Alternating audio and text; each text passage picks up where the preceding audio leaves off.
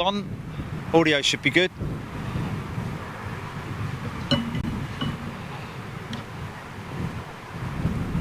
Give it 20 seconds before you go live.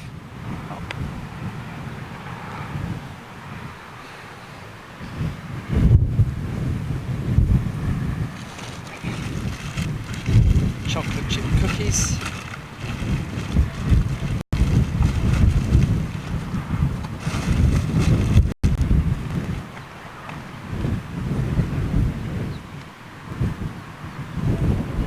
Goldfinger.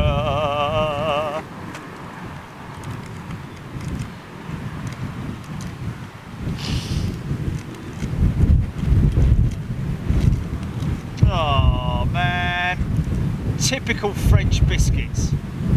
They're minute, man. They look really big on the front cover, but on the box, but open them up and they're like, you know, an inch long, you know, and there's a million of them, you know. Like opening a packet of Dreamies.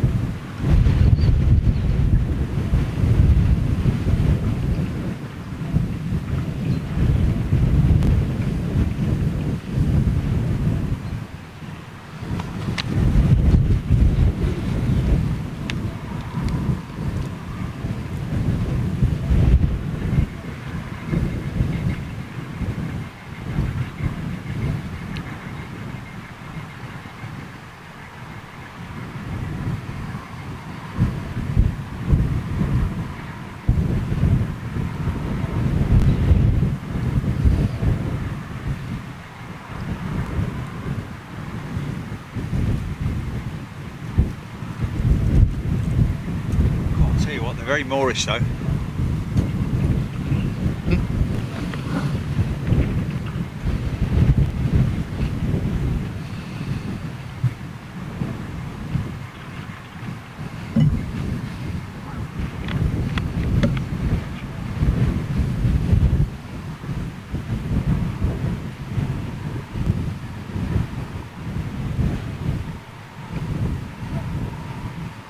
Hello, Super Chat. Well, welcome back, folks.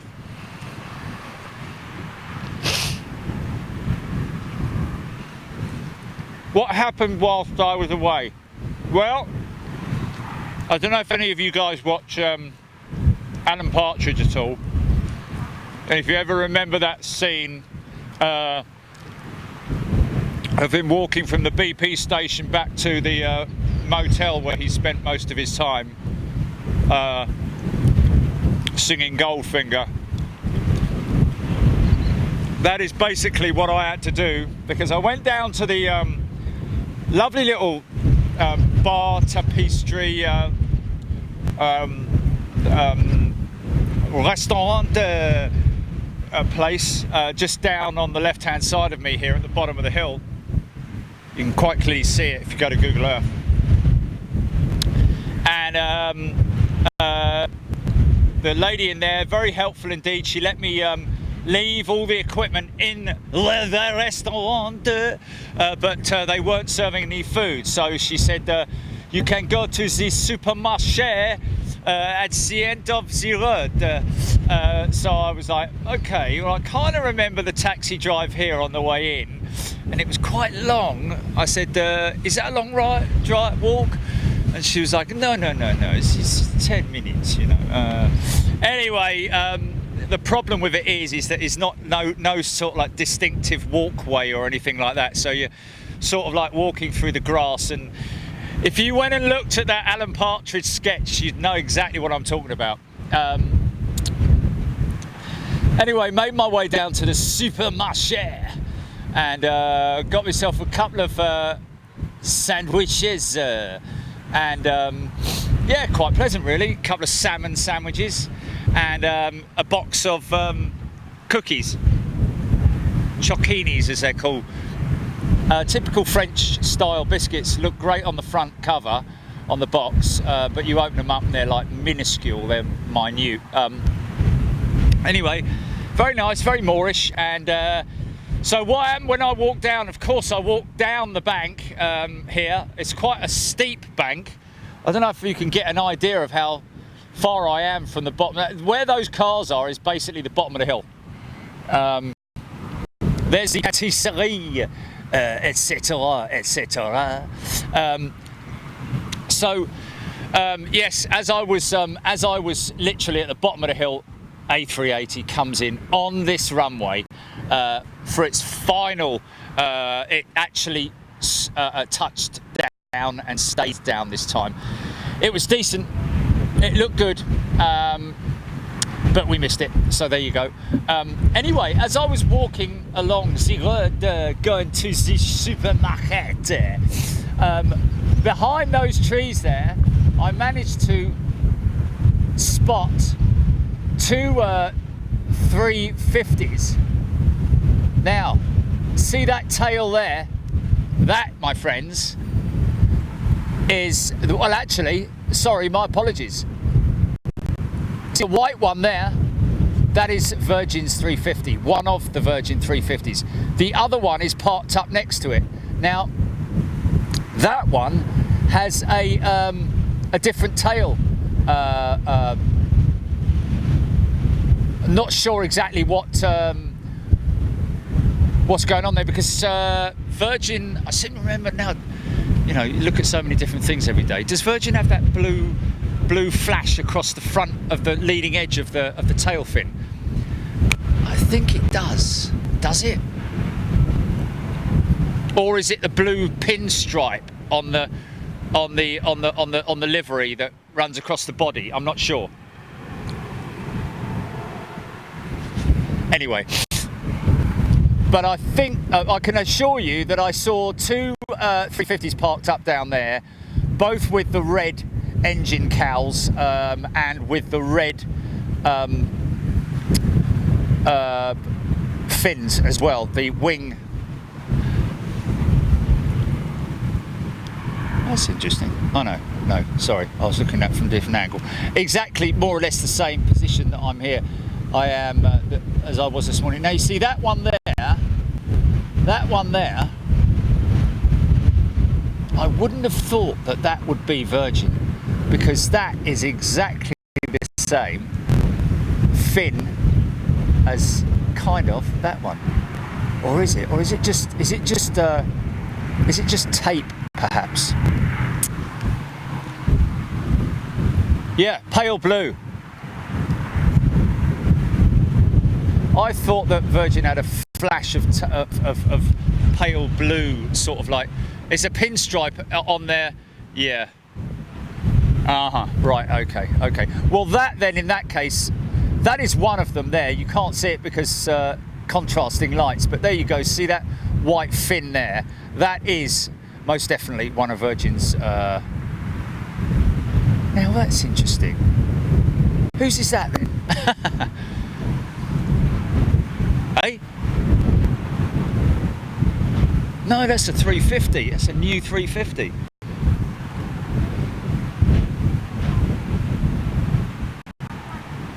Oh, Lion Air, flipping X, sorry, yes. I thought you said Ryanair. It's like, oh. Okay, Lion Air, right, okay, yes. Yes, apologies. Okay, there we go, Alan Warren, Infinite Jet 661, Matt 52, Darren Golding, Tim Allen. He was just pissing John Bailey, Chris Martin, Stephen Forward, Shake Shaft. This could be it now, this could be it now. This could be it now. Yeah, this could be it. I hear something approaching. This is definitely CF6 power.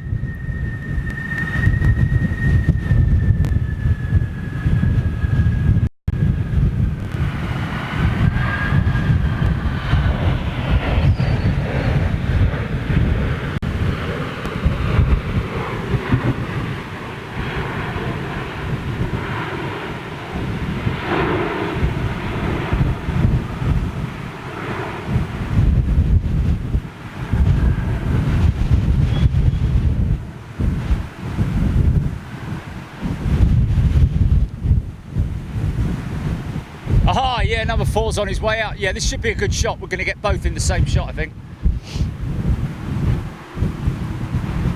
He's going to go out of this runway as well, hopefully. But maybe not. I don't know. We'll see. 4 and 5 together.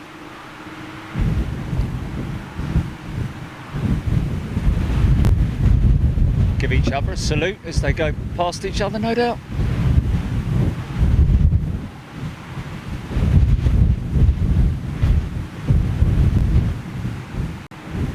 First officer to first officer.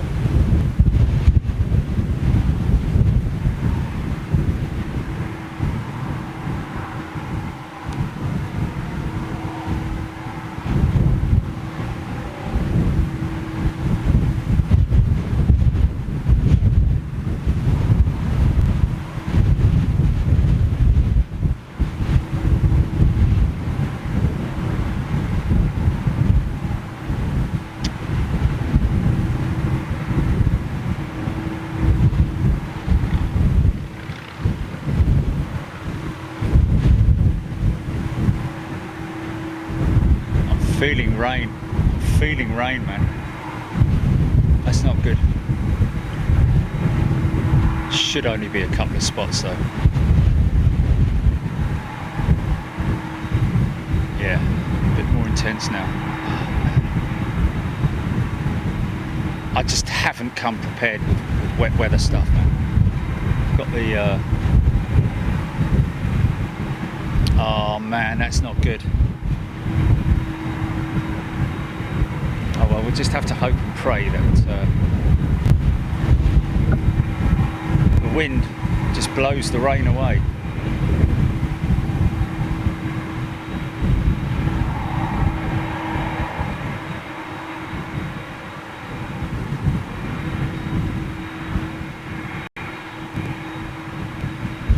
Such a huge amount of reconstruction needed to manufacture that aircraft.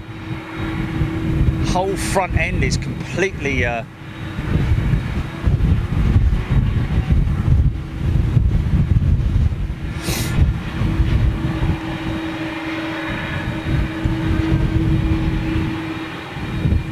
well.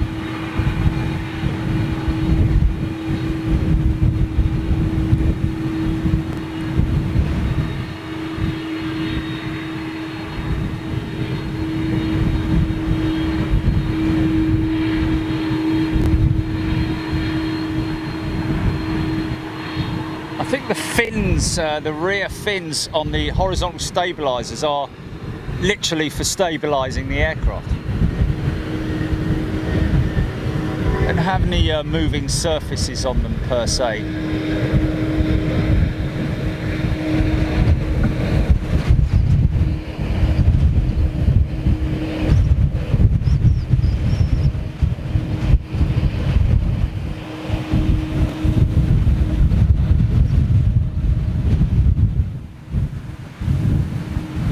Okay.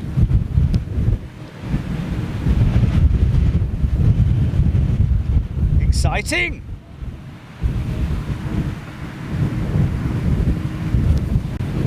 Exactement. Oh, Derek Heslop, A330 test flight looks to be coming back to Toulouse from the Med, just off the coast from Perpignan. That would be the A330 Neo, I'd imagine we're talking about there, the TAP A330 Neo. Thanks very much for that, Derek. Yeah, apparently it's 1 degree warmer in at Heathrow than it is in southern France today.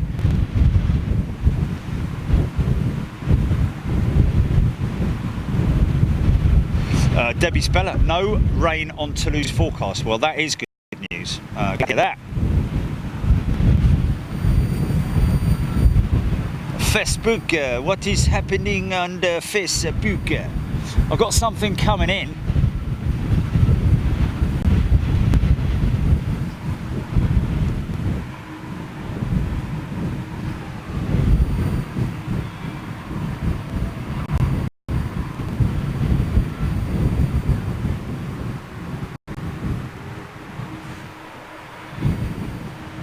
Oh, it's BA. Look at that.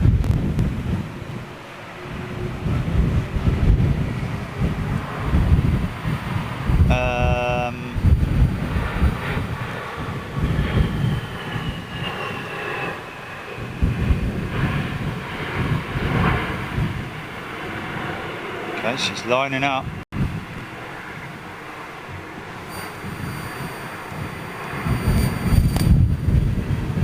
Mikey Van der Aaron in the house.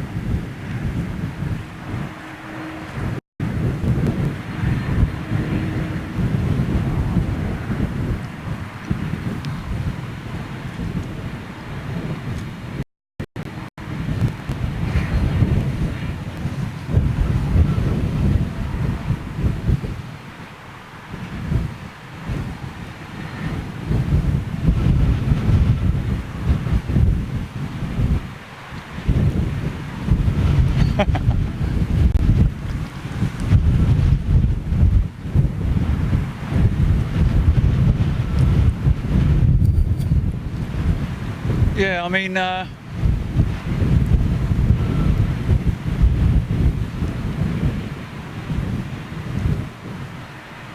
just had an idea.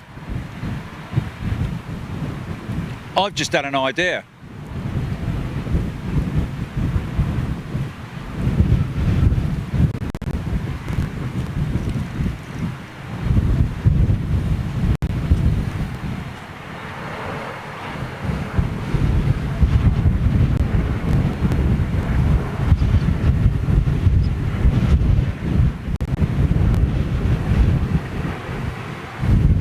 Just a minute.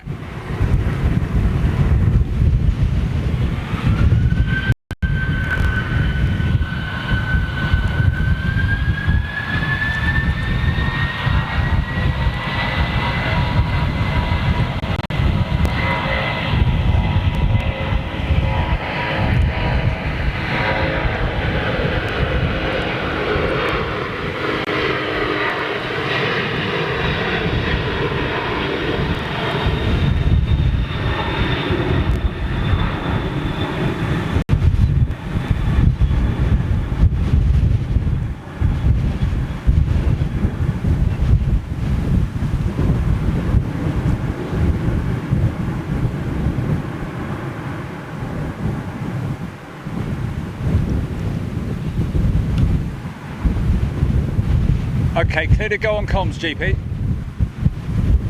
Oh, sorry about that. Right, listen. I'm going to do something here. Bear with me, folks. Oh!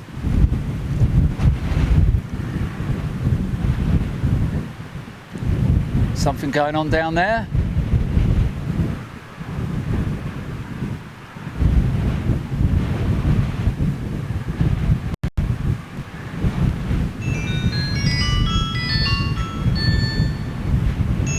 Hello there. Right, RT's watching, which tab? I've just had a thought. Watch me go. Watch me go.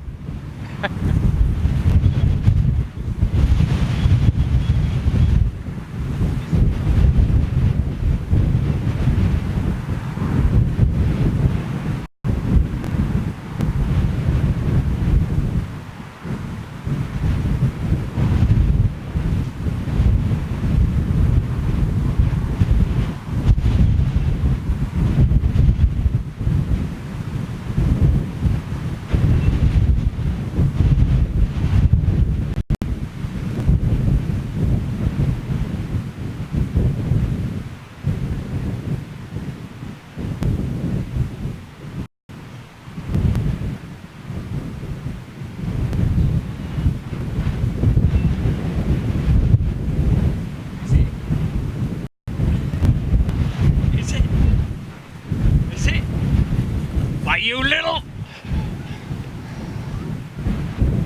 Oh. Okay. Now, what is interesting, I was hoping to get down further to see whether or not I could get those trees out of shot.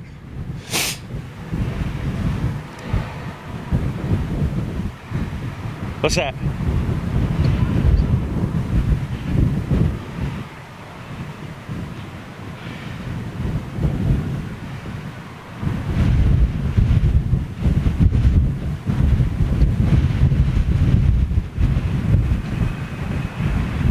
Oh, look, look, look, look, look.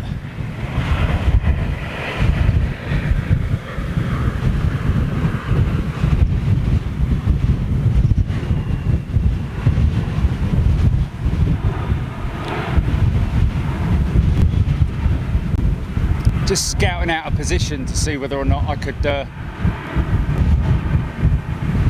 I don't think the farmer would be very happy with me, right? Now behind the 346 over there, folks, you can just about see it, is the A330 Neo demo testbed, whatever you'd like to call it. You just about see its fuselage. That's the A346, but the 330 Neo, you can just about see that. Look, look. Can you see the? You see that? Yeah. Something else I spotted on way back, like.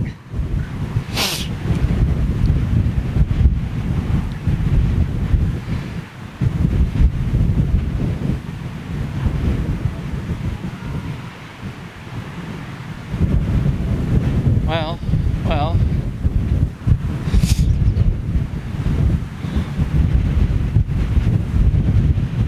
There is the total truck gun at to defuse the aircraft.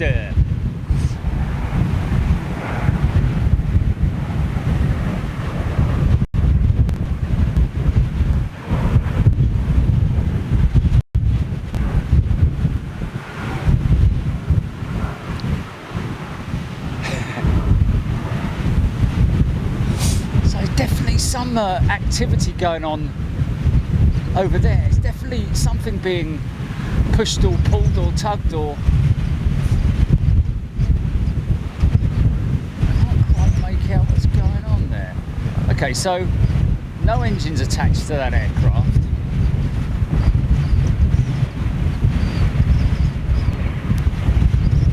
Oh, we have a helicopter.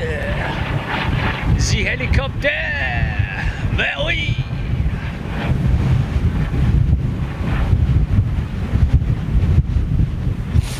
Okay, so back to that.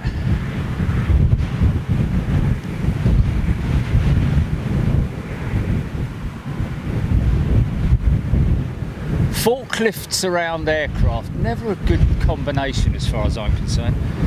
But what do I know?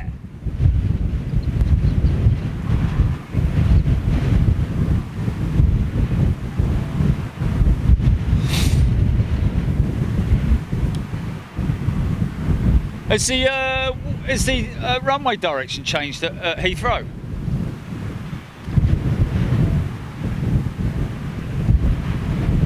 Mark Cox. What's Mark Cox talking about there? Mate, thank you, I'll sat nav it tomorrow. So, oh, we're talking about getting a, I think, Myrtle Avenue, possibly. Wow. Yes, folks, WOW is out of business. Is it? Is it really?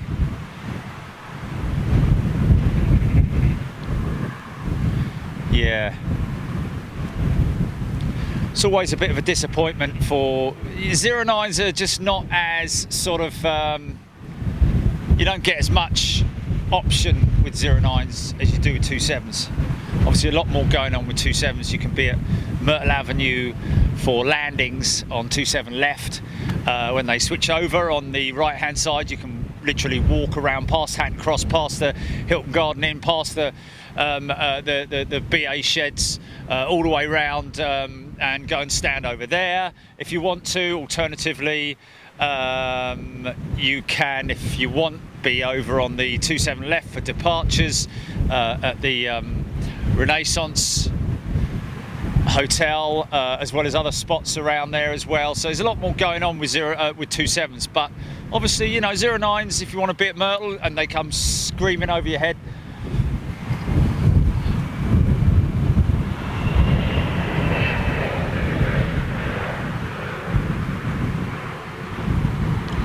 it's official, is it?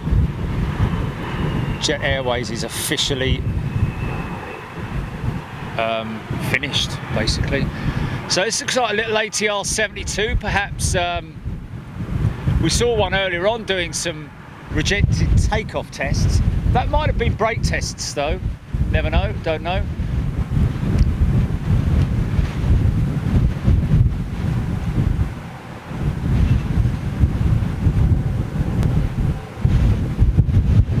Of course, ATR is assembled here at Toulouse.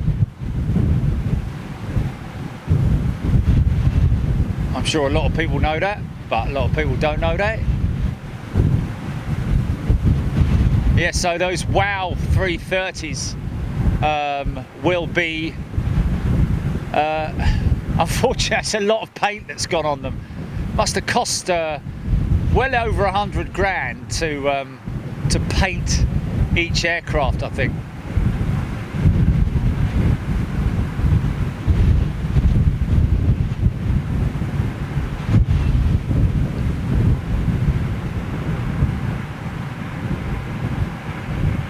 Oh, it's a hop. French Regional. What you got? What you got? What you got? Oh yeah. Aha!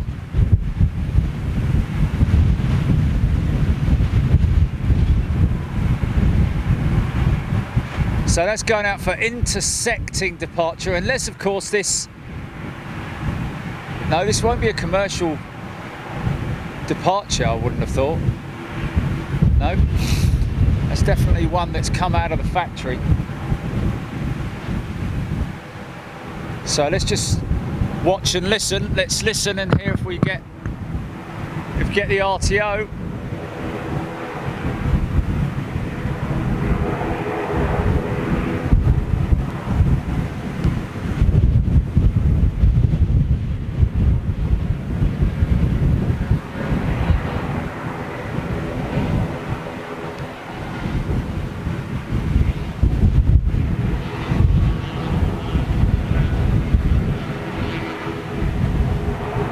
Your comments in a minute, folks.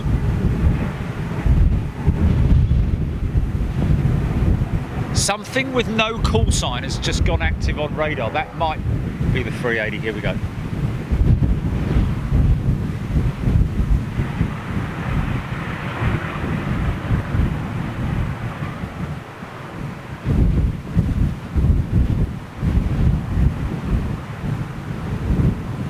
Nope, he's going out.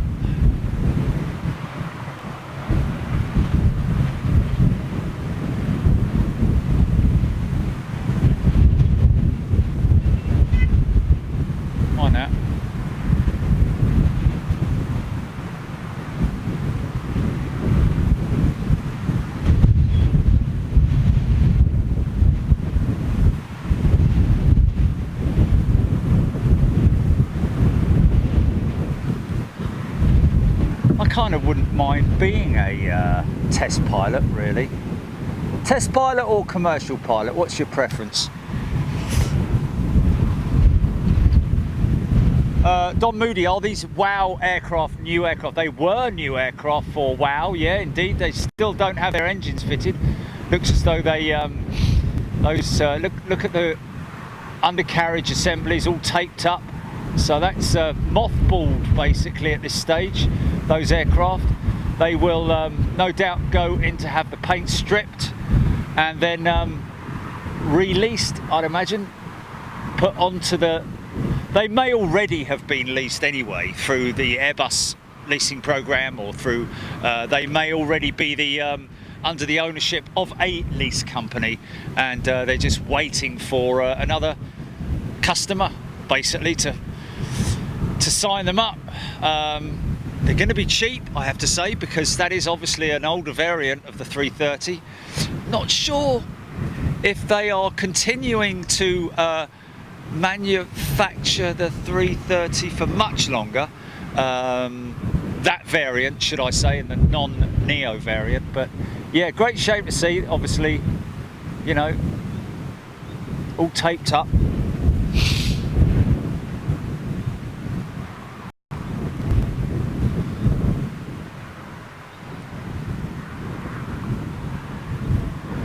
I quite like the idea.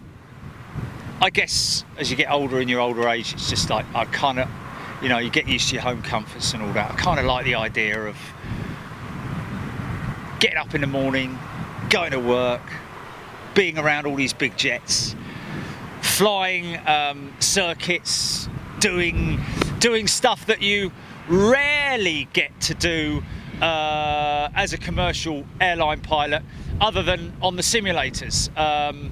Whereas obviously as a test pilot, you get to do all sorts of, carry out all the scenarios that can come into effect. So, you know, incidentally, earlier on, Jilly, it was you said, what was it, ANA's pilots possibly being tested with with that 380. So possibly a flight aircrew affiliation going on with that, on board that A380. I'm sure somebody else mentioned that earlier on in the show as well. Lucky Air 320 on ground radar now, coming from Matt 52. Okay, not seeing anything. That will come from the other end, I'd imagine.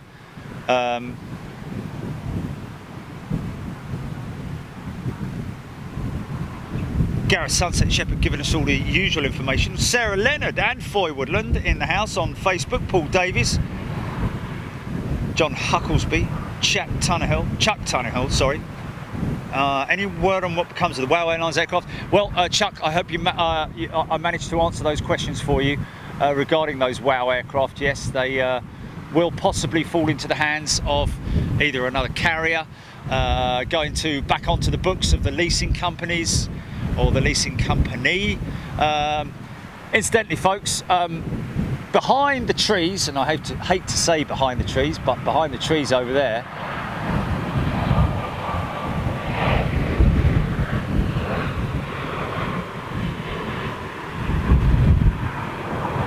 yes.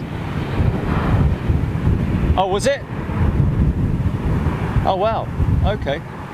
So behind those trees over there, folks, for those who missed it earlier on, both of Virgin's A350s are sitting there. Just about see the tail of one of them there, but unfortunately, to be honest with you, even without the trees there, it would still be obscured because there is a row of bushes on the other side. So quite a lot of work to be carried out there in terms of bush trimming. 3 years old. Oh, bloody hell, what, that hop ATR? Wow, that's crazy. Ross Kennedy just having a quick look back on the cans. What's that, Jilly?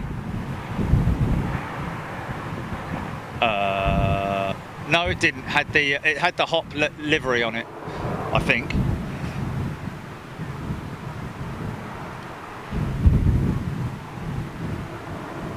Oh, okay.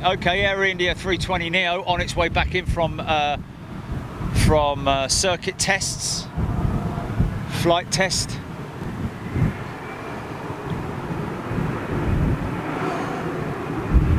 Scott Tarpley, Antonia Han, Ross Kennedy, John Hucklesby, Foy Woodland giving a shout out to everyone, Alexander Surgeon, Paul Davies.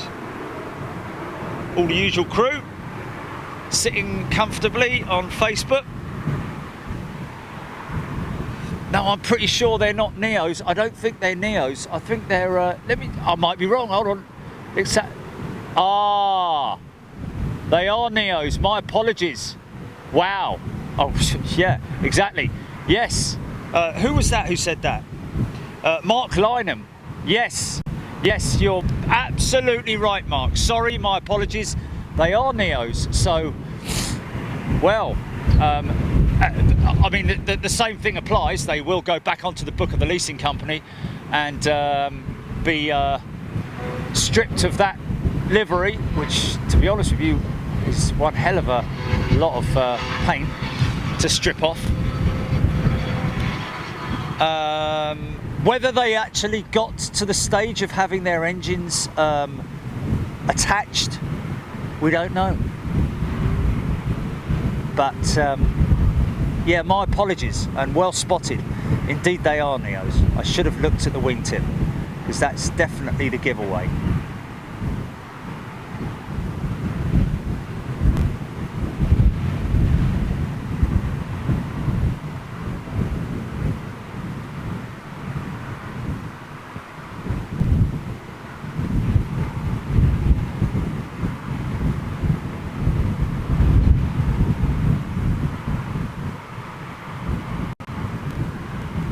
So which carrier is that one with that red, yellow and green? Is that some kind of Jamaican carrier or something like that?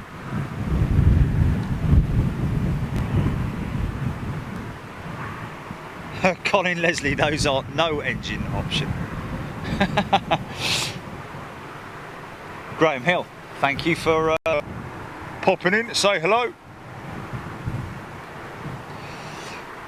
Ross Kennedy, sad for the wows, never caught one live.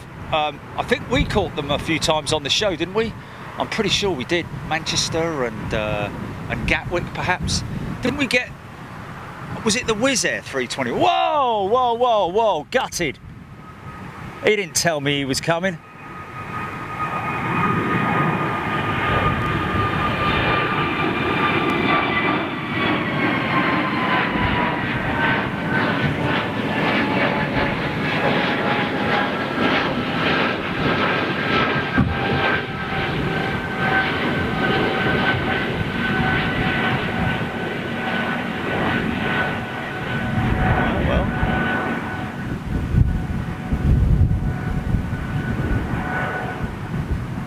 Senegal.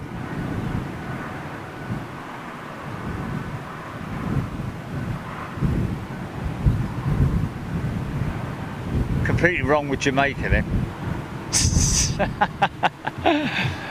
I really, you know, oh dear. Sometimes. Scott Feltham, not from Feltham, in the house. Radio Corporel. Odette Stevens, bonjour. Bob Marley Airways. Coming from Mike van der Aren. Chuck Tannehill saying flew wow LAX to Dublin 2 years ago. Wow. A330 300 and 320. Mark Jones.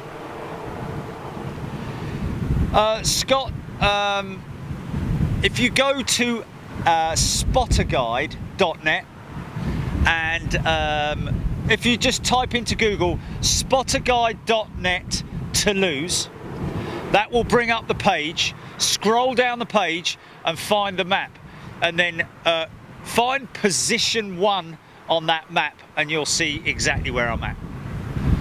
I'm basically, I believe the runway runs from north to south. Is that right? The way we're looking at the moment, the runway's running from north to south.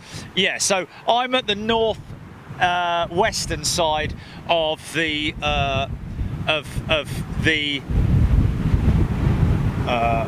western runway, if you see what I mean. The western side of the airfield. The opposite side to the commercial airport itself, to Toulouse itself, the airport. Bit of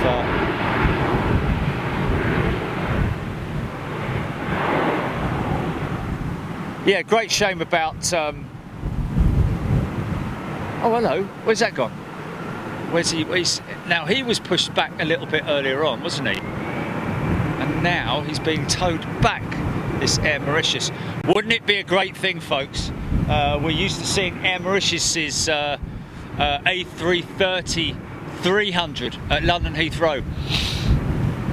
Quite a common sight to see. Incidentally,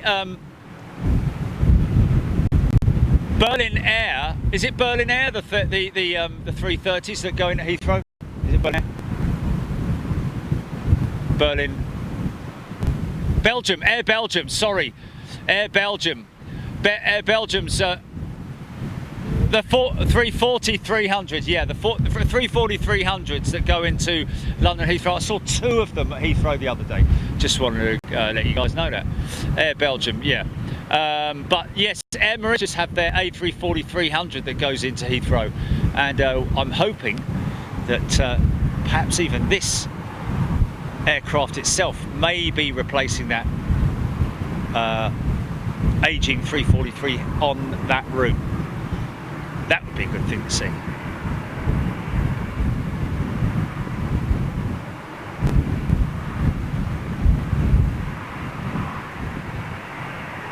Did I say 350 just then? 330 Neo? Yes. Yeah, 340 300s, yeah.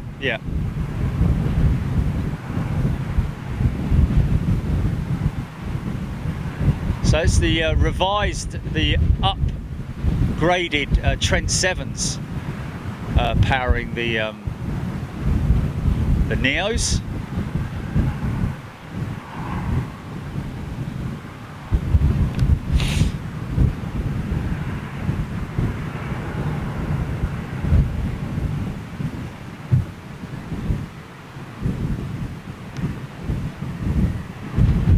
Okay, that's interesting. Thanks, John Hughes II, for that, giving us the info on those WOW 330s, those Neos.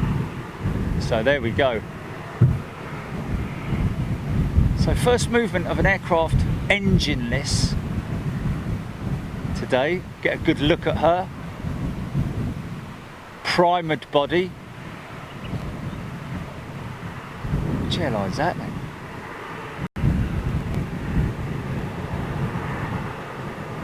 It's kind of got that TAM look about it.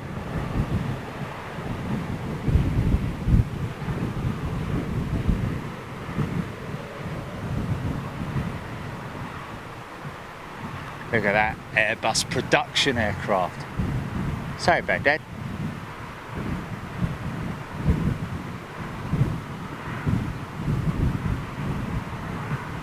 Ah, she's going to come right past us. Either way. Possibly, I don't know actually. That can't be a production. That can't be like, you know, a test aircraft, because that's.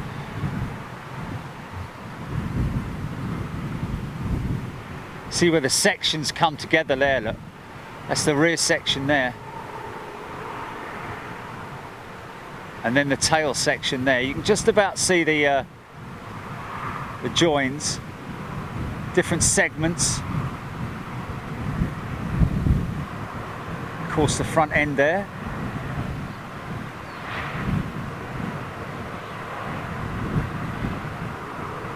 Wow.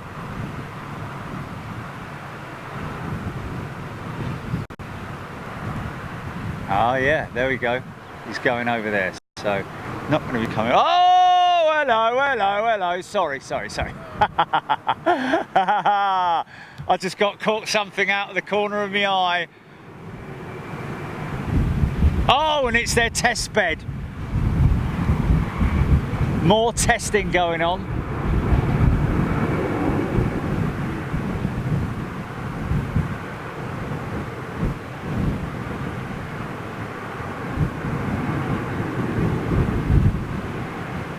Remember the A330 Neo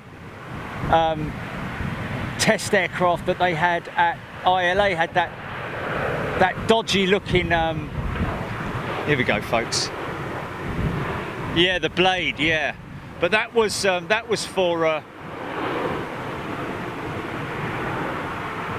Yeah, but the trouble with the blade is it's just the material. You cannot get any dust or anything on it. Can't get any dirt, any debris or anything like that, because it just completely ruins the aerodynamics of it. Look at this. Airbus 1000 A350 1K or A35K as it's now I think people are calling it. Is that its variant correct terminology? The A35K.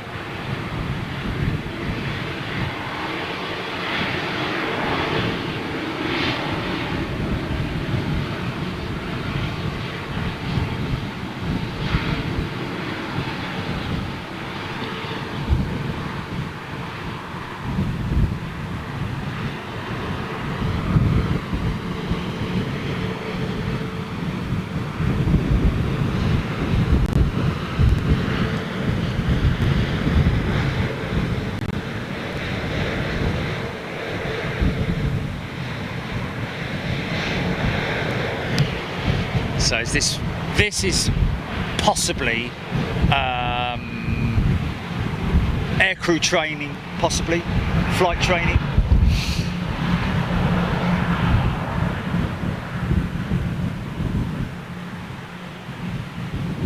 Tim Harvey saying Air Mauritius stop flying their Neos to Perth soon. Yeah, sorry guys if I got my 350s and 340s just my aircraft call signs mixed up a couple of minutes back, so apologies for that. Say a bit there.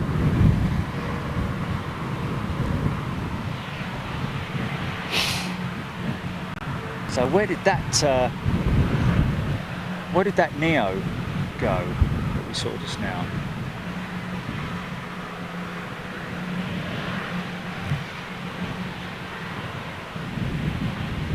Megs Thompson, John Hucklesby.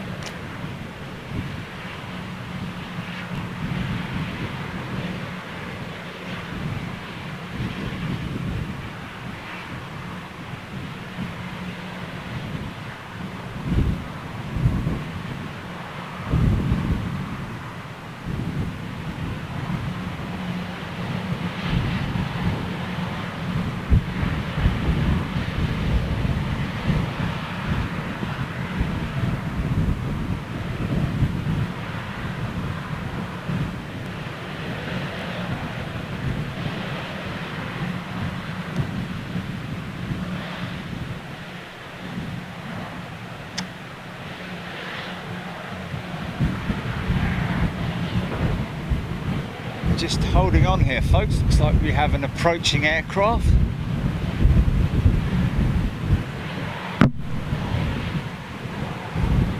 Wow.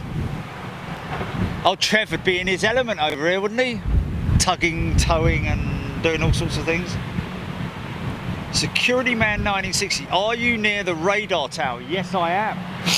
I got the radar tower right behind me, Security Man. Oh, here we are. Map 52, the 330 with blue tail is high fly, check registered. Well, there we go.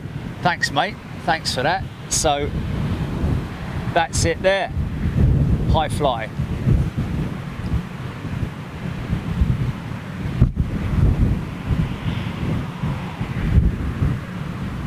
Interesting, William Morton saying A350 1000, no overwing exits. That's something I haven't noticed, but we'll have a look out for that, that's for sure. There seems to be one there.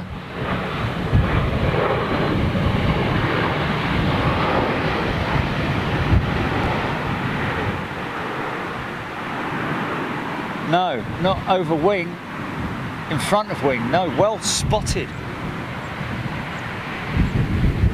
Air Pete 1 talking about Boeing Field in Washington. Yes, it is a long way. Something that we would have to obviously arrange with the guys there. Well, or at least the local constabulary, should I say, because we wouldn't want to be, I mean, I can't see it should be too much of a problem. I don't know what the plane spotting facilities are like over there. I take it we're talking about Painfield here, yeah?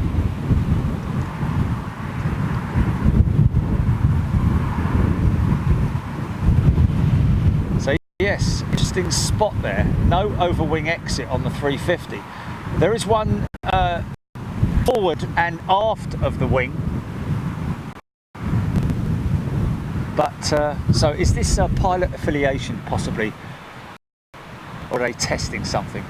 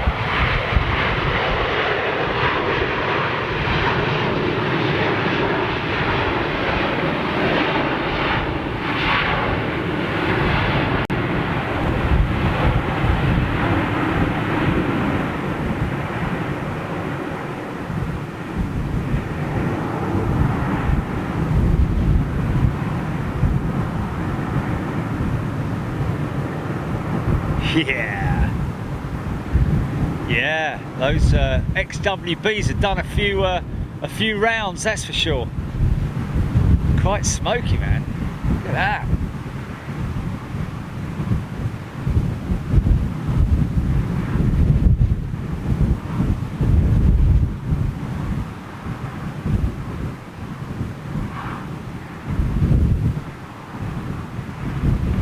I was going to check this. What have I got left on this? Look. 31%. Okay. Right, well, we will just keep an eye on that.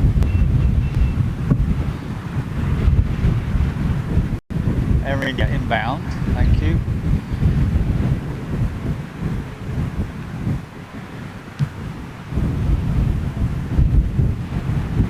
Security man's going to Boeing Field in September. Well, I'd certainly love some feedback. I mean, I'd like to know. I mean, if we were able to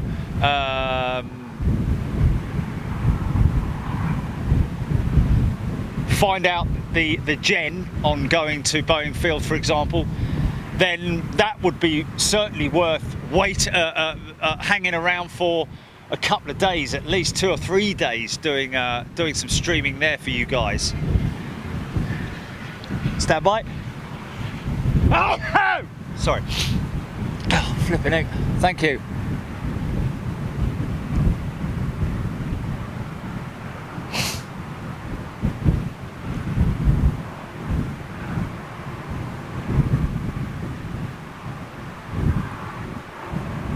Seen that up at Manchester a couple of times, haven't we?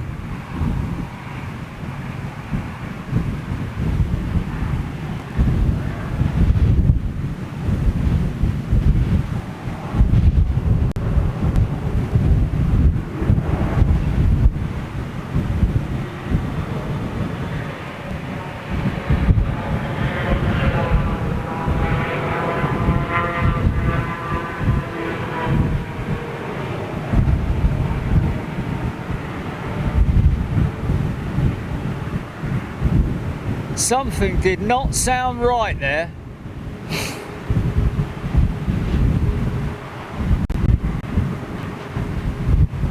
No reversers, all on the brakes, and it came to a stop just like that. Wow.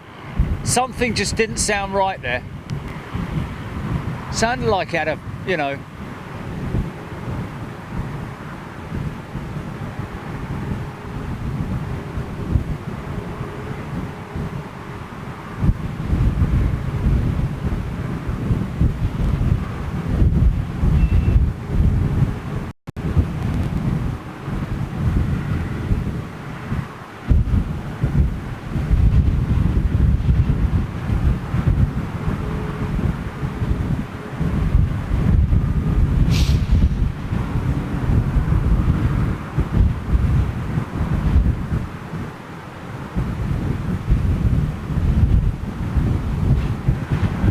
does that look as clean and shiny as it does as I'm looking at it now? The monitor does it no justice at all. Creamy sort of like, so yeah, it's more of a creamy, yeah.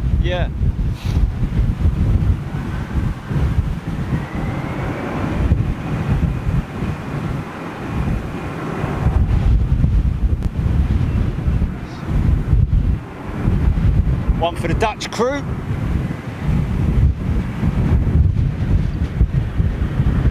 So to think that this aircraft would have carried out its flight tests built here in Toulouse, or assembled here in Toulouse, I say, and of course tested and delivered from Toulouse. Kind of crazy, really.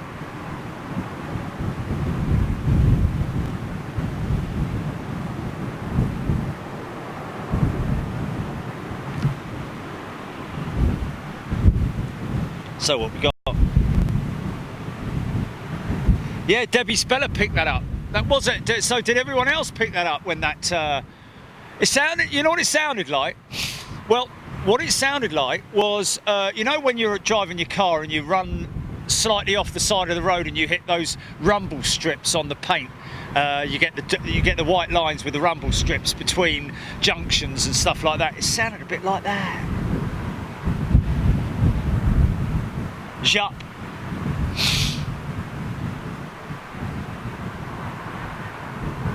John Hughes, yes, it sounded like a motorcycle going by. Exactly, that's exactly what it sounded like as well. Yes, yes, yes, yes.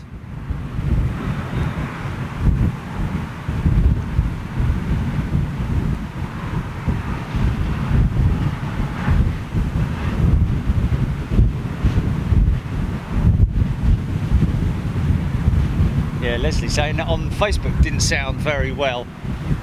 No, indeed. But what was impressive was everything was on the brakes there. No reversers at all. So maybe that was the resultant noise.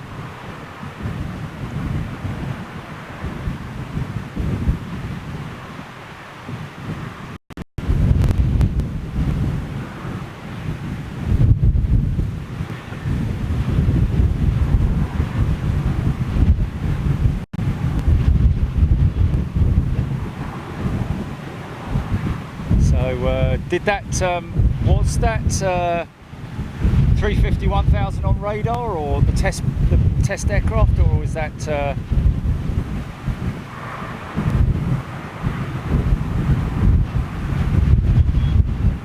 and climbing?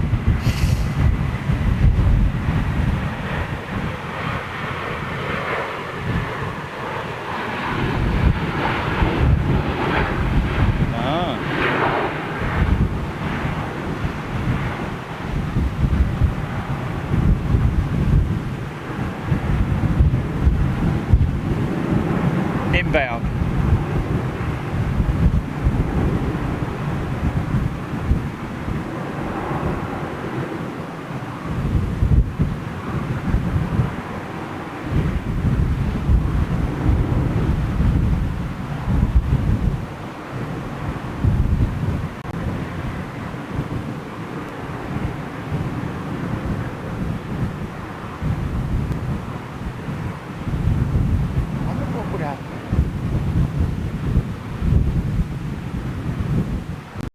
You know, one thing I didn't do, which I oh!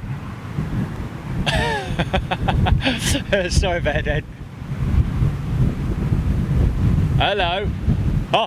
Oh my God! For just a second there, I saw a flash of red. Oh look, it's doing NF tests.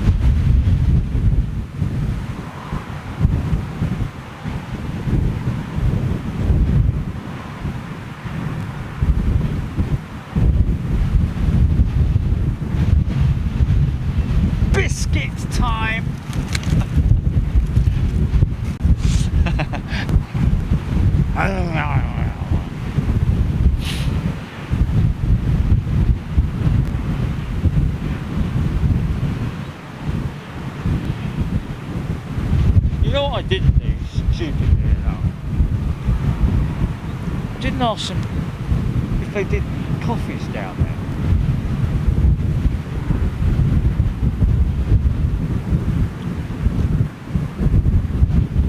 Well,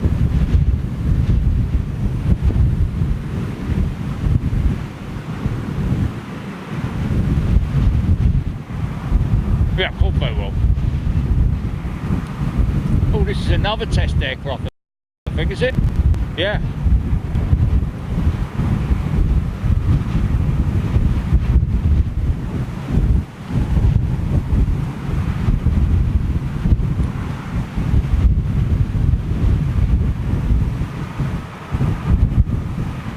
Making micro adjustments with the front wheel. It's attached to the tiller. That's why the rudder's moving, folks. I'm sure a lot of you already know that, but that movement there is his hands doing that. You need AIDS. As he makes slight adjustments on the steering tiller, that is fed into the rudder. Once it reaches a certain velocity, that then locks out and crosses over to the foot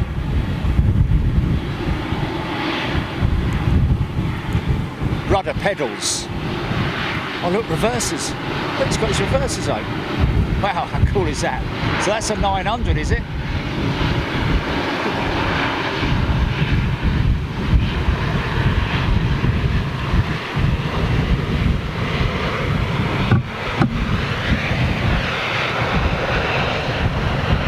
See any difference between the winglets on the 900 to the 1000, to be honest with you. Someone said about the winglet size being different on the 900 to the 1000, but I personally can't see anything different there. See, I could definitely run now. Get coffee. I'm pretty sure I'll be alright, unless the sheep nick the camera.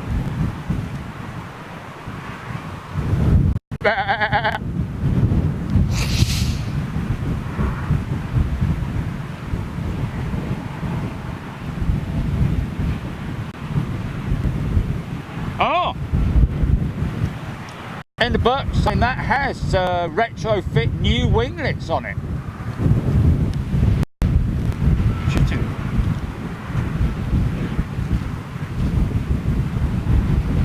So, are we now saying that all 900s that come out of the factory are going to have a big winglet on it? Oh, we're down to one port. That's not good. Which port?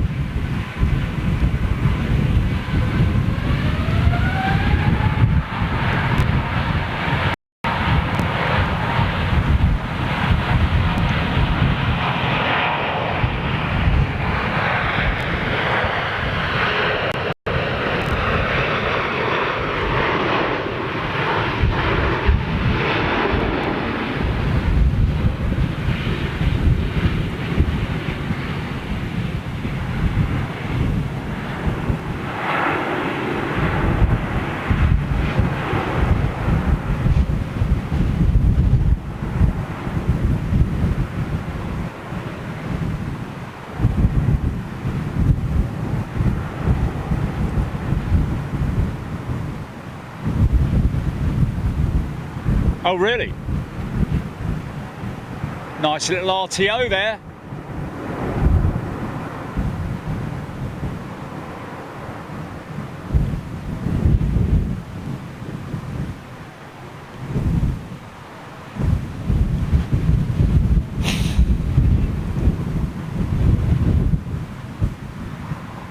So could that possibly still again be pilot affiliation, getting type rating on, you know, RTOs on a 350? Perhaps. Sorry about that.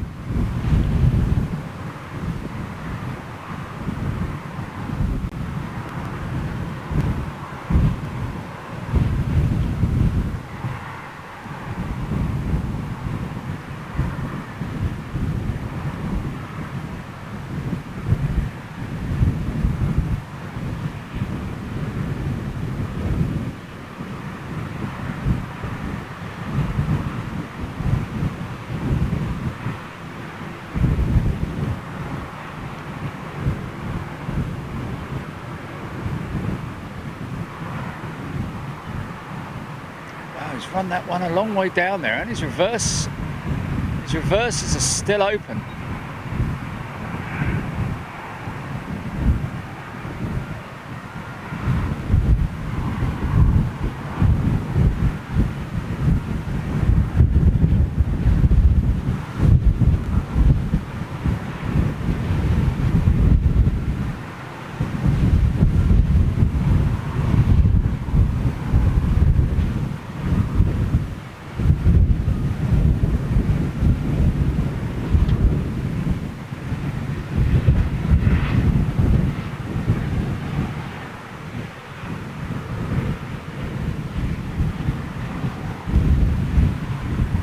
I'm sure that's a replacement segment in that tail fin.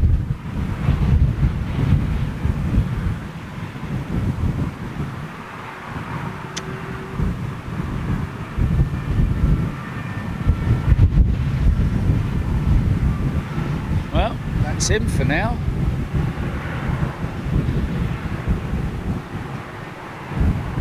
Is this a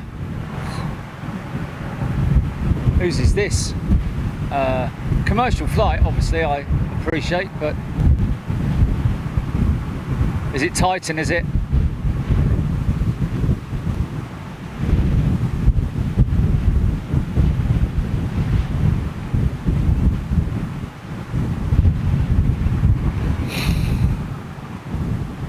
Oh.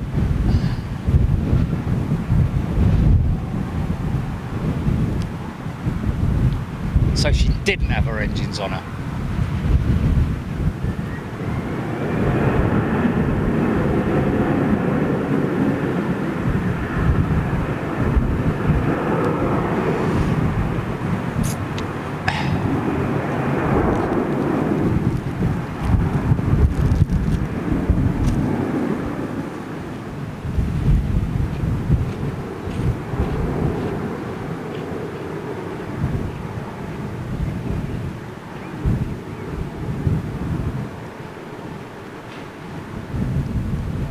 Oh.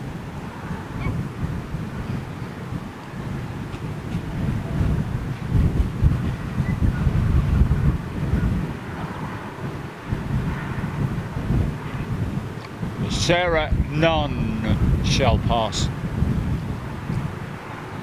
It's on Facebook.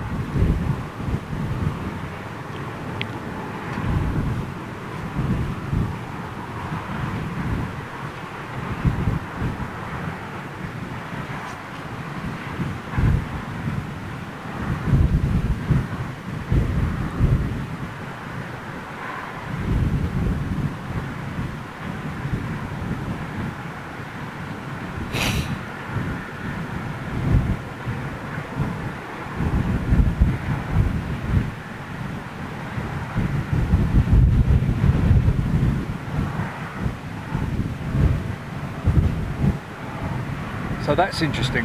A350 without its winglet attached.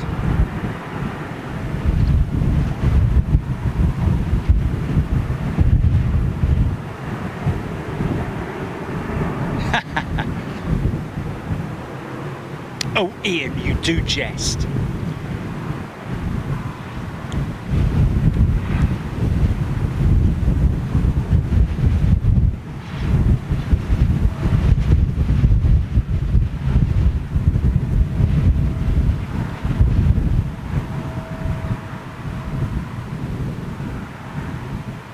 Stephen Luscombe, thank you very much indeed. Well folks, we have been invited by Airbus to fly with Rwanda Air on their inaugural flight down to Rwanda on their 330neo. So this may be the one that we're going to be flying on.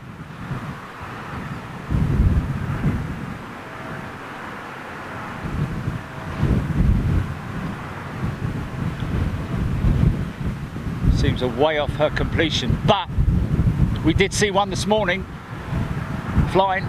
What's that? What's that, GP? Oh, here she is. Thank you. Got it.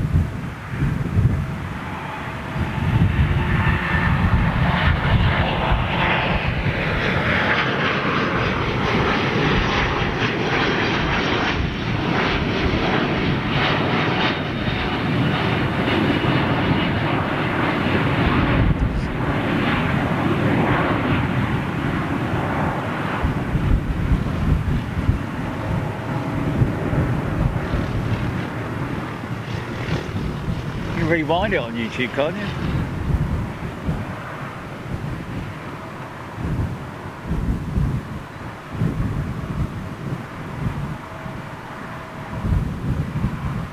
Hey, how about that, folks? I was going to say, after the Air India Neo did a little go around, I thought, I wonder if these guys are going to do that as well, just for the sake of doing it. Super smashing great.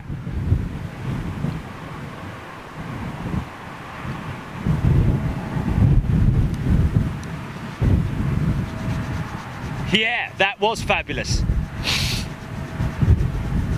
Yes, Love Angel.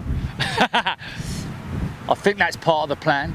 It's quite I think they've got journalists going on there and all sorts of things, but yeah, been waiting for quite some time now. I think the original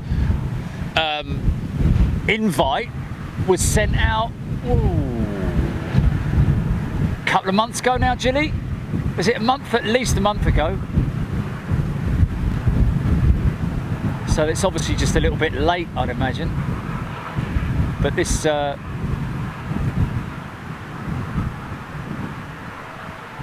13th, wow.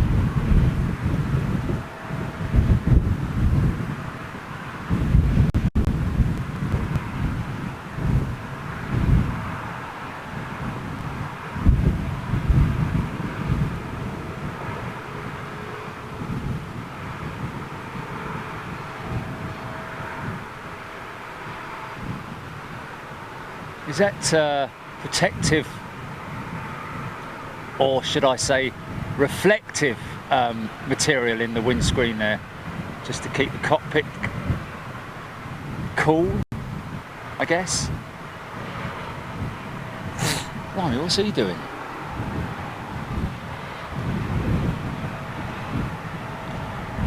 ILS synchronization, perhaps? Where's he going? Was going to land. Is he going to land?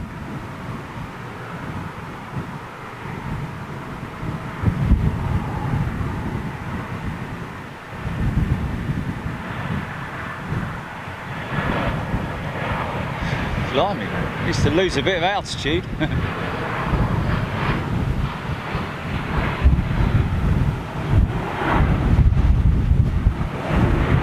Oh, maybe he was just, wow.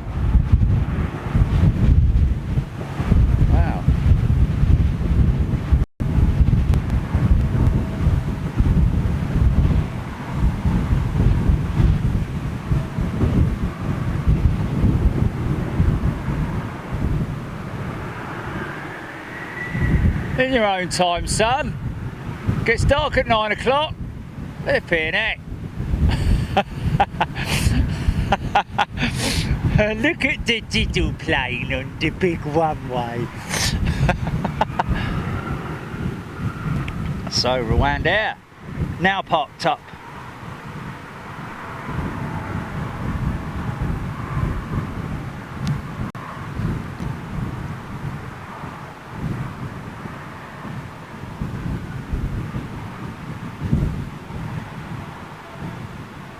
David Mitchell. Yes, a great day out. Weather is could be a little bit better, I have to say. I mean, it's not raining.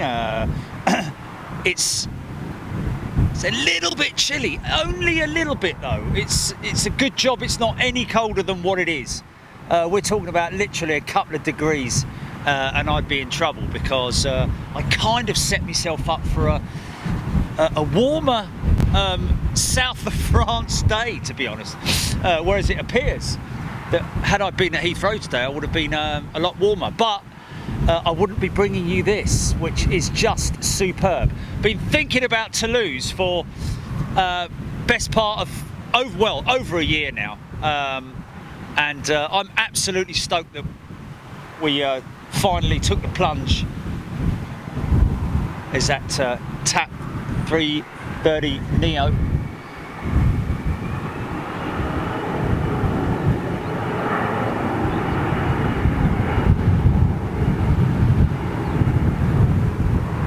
Oh, mind that.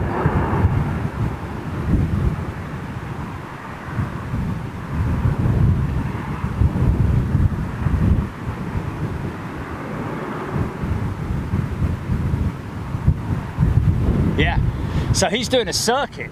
He's literally going to do a circuit, unlike the earlier craft. So,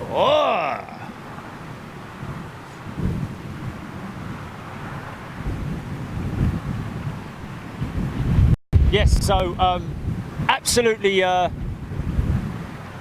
really happy about coming out here.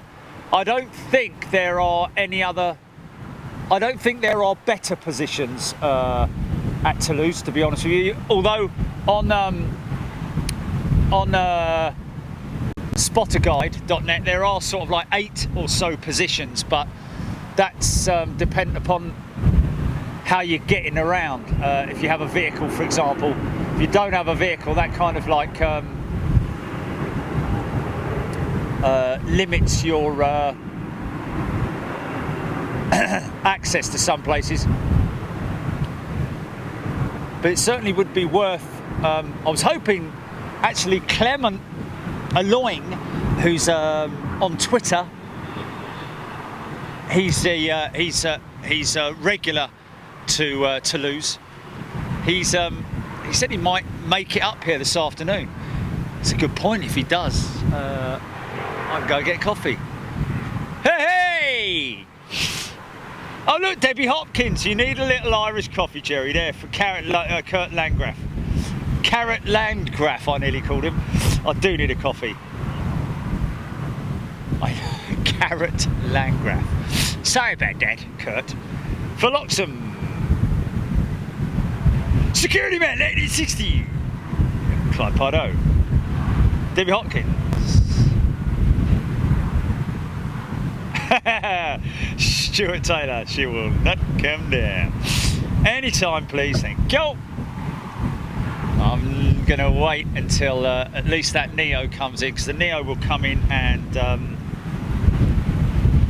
Sarah Pass. Mikey! Ghazi Ibn Lahad is watching with us. That's a new name I haven't seen before. Ghazi, good afternoon. Oh, is it? Sorry, my apologies then. Ghazi, good afternoon to you and welcome to Facebook and Big Jet TV. Murray Benchfield, good afternoon.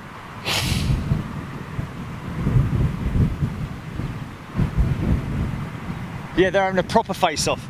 Somebody saying that. Scott Tarpley.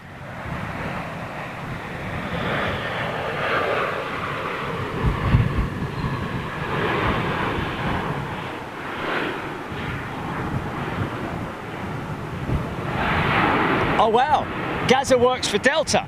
Oh well, there you go, Gaza. Is it Ghazi or Gaza? Ghazi. Ghazi. There he is, look. Delta A330 Neo, mate. Such a shame, we just want to see the BA 350, man. I want to see the BA 350 or the Virgin 350. The only British airline that we can see today, folks, just on yonder hill there, is the white tail of Virgin's A350. That's all you're going to get for the time being. Nothing else. Not a sausage.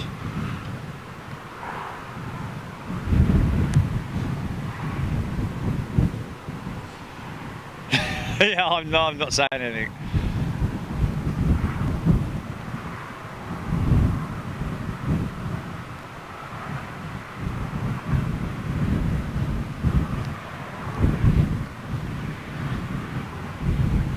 Ghazi, my first live show in a while. I get to pop in every few months. Cheers, Jerry.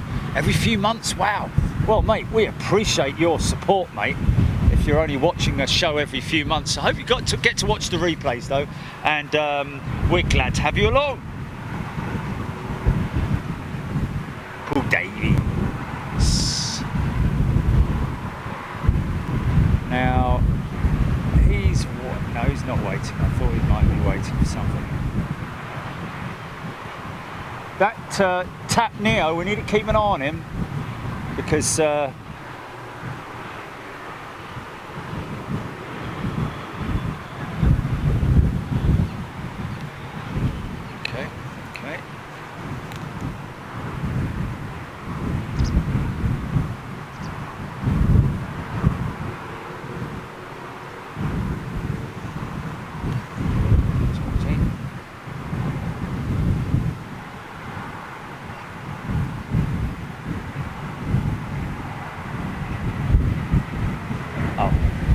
I heard engines.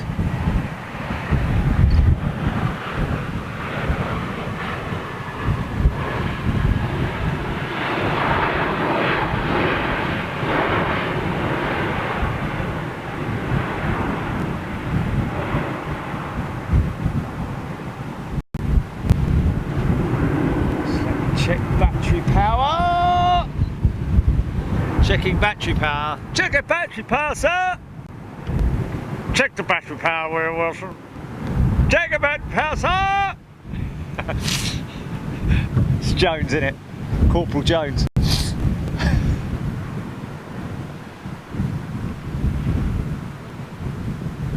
See Cathay's 350 over there. Just over there. Look at that. See, now that's interesting.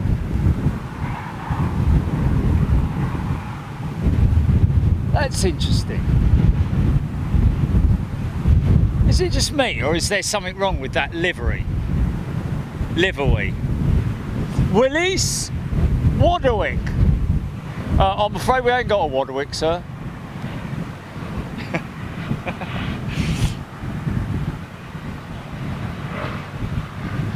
There's something wrong with that because it's normally got it's a horizontal bottom part to the flash livery on the Cathay Pacific, is it not? Wise guy, yeah. Let's just have a look at that, shall we, son? TAP 330 Neo. Anything happening? 2,000 feet, right? Okay.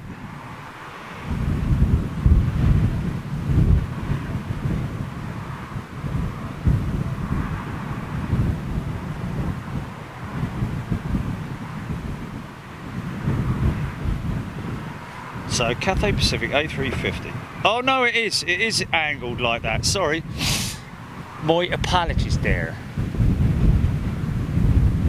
Looks like it's had a bit of a pasting, to be honest with you, and that flash on the leading edge as well. That's not normal. Oh yeah. It's got that little sort of like, I don't know. It looks a bit. Oh, the rudder's cranked over slightly, but that white spot below it and all that just looks a little bit sort of like,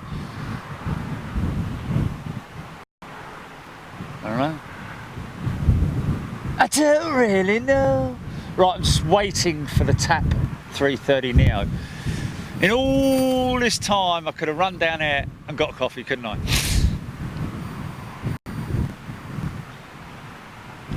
Actually, that's the thing. I'm still in comms with you, Gilly, aren't I? So, yeah, you can watch if someone comes towards the camera. You can say, someone's coming to the camera! Don't panic! Oh my God. Oh yes. No, I wouldn't have done it then. I would have come back. So if I keep the camera pitched at that angle there, then you'd see. But no one wants to see bushes, do they? But somebody could approach from the opposite end. Well, I don't know, man. There is.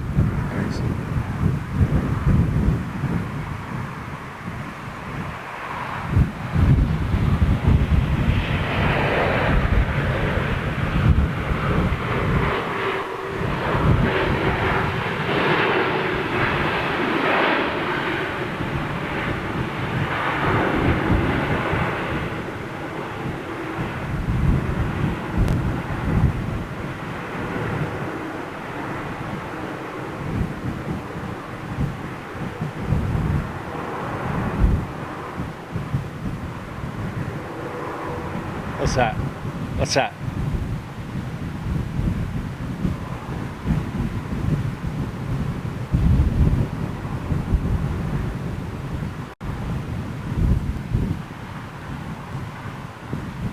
Step away from the cookie jar.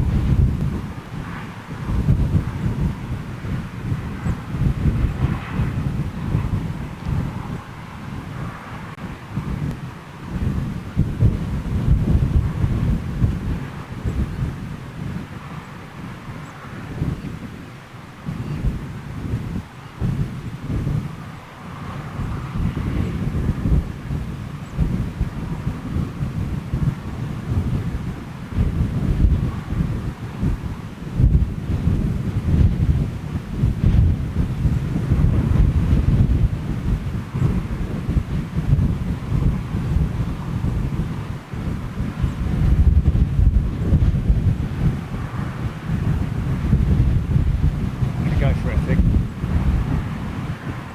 Shall I go for it? Right. Okay, here we go.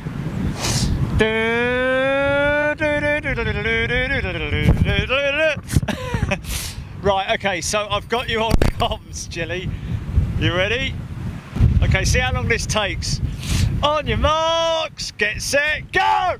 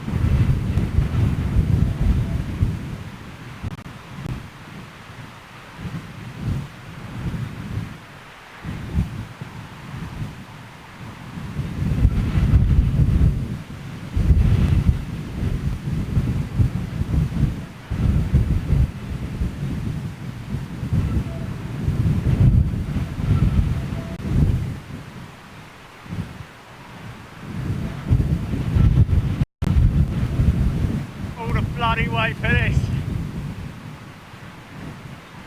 What a flipping joke! Hey? Flipping heck. What a palaver. So I go in there and I say, have you got, can you do me a cafe latte, please? Because I thought that's what they call them over here. And he goes, yeah, no problem. No problem. Cafe latte, oui, oui, oui, oui. So he starts making the coffee like a normal coffee. And I'm like, un momento, Messi.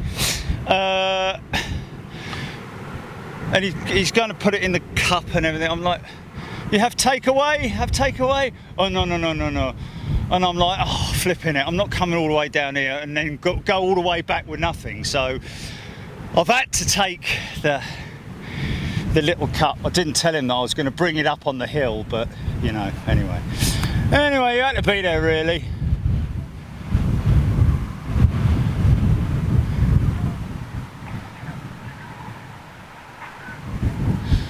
Oh, I'll tell you, it's a flipping walk up that hill. Anyway, I've got a coffee. Anything happen? Any wildlife or nothing happened really, did it? Why don't they move one of the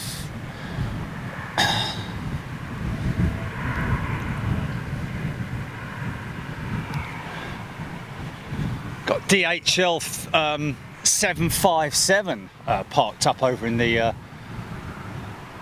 think that's the freight section. Oh, hello. Whose 76 is that? Star Air 76. Wow. Didn't we see a couple of those at Cologne? I seem to remember. Yeah.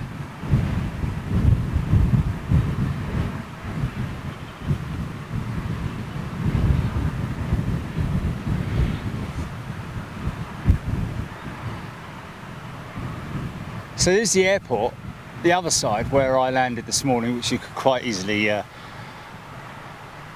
make that out, I'm sure, with all the squeezy jets.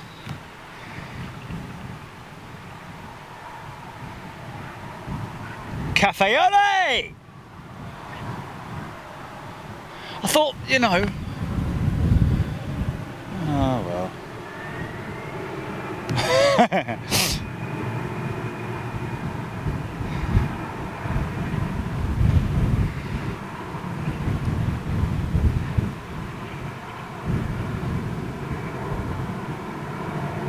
Flipping it.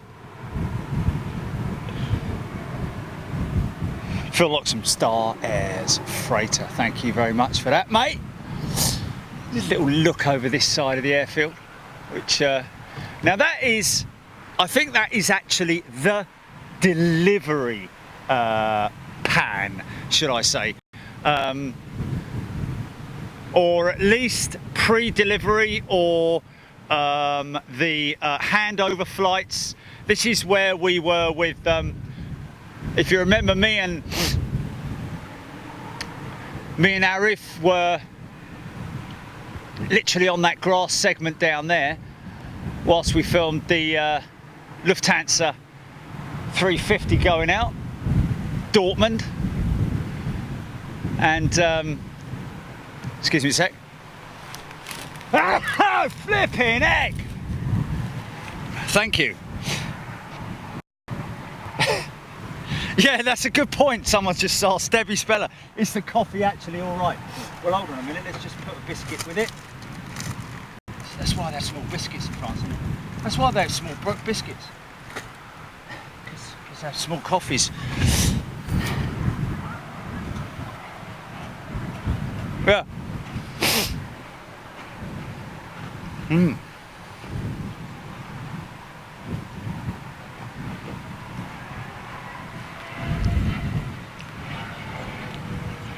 Okay. Oh yeah. Stevie Lusker mentioning there, they've all got their proper regs on them now. Yeah, there we go. Yeah.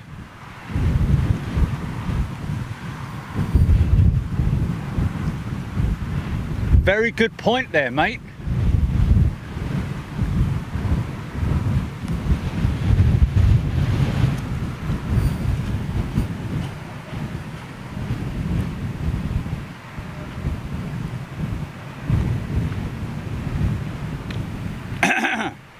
Blimey.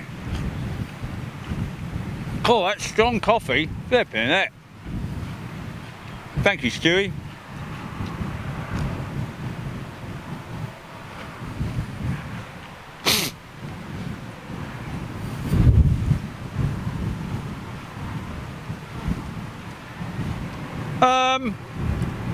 Michael Field's saying about Handover being in Germany. Oh, ha, Hanover, ha, ha.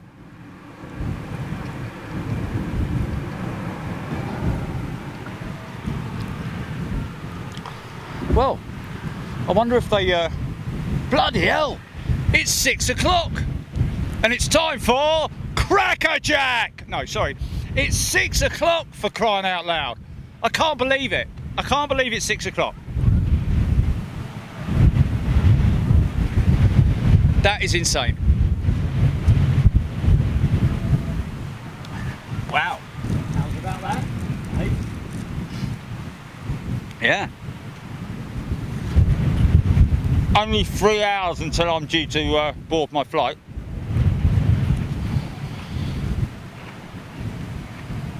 Oh! Stephen Ford says, looks like the 351,000 is on its way back. We got that?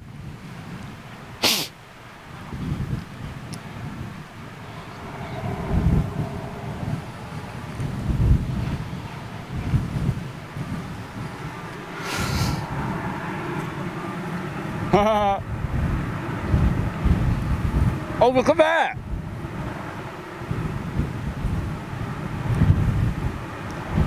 That's a converted.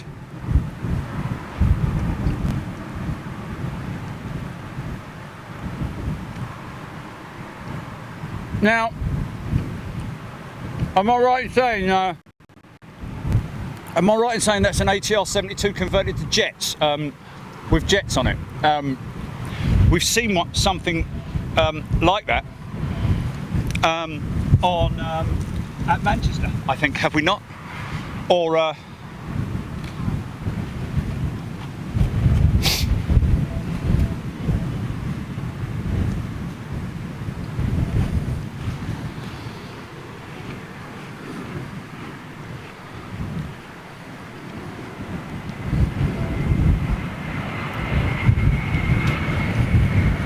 Dornier 328, is that what that was?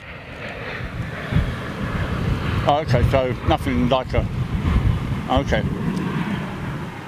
I'll take all that back, guys. I'm just going to rewind that bit. Okay.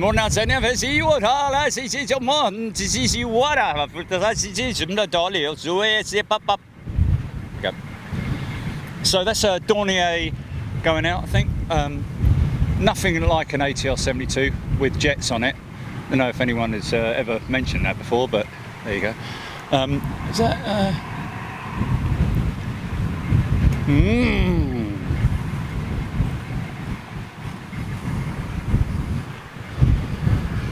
Yeah, Phil, that's give me a right, Mac 52.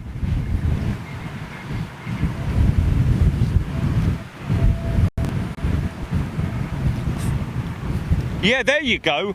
Phil Loxham, Dornier 328 jet option.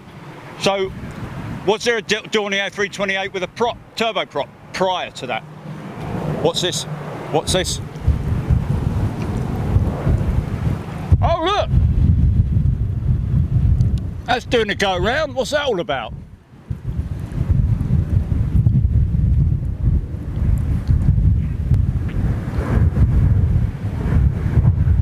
Well, that wasn't... what's that all about then?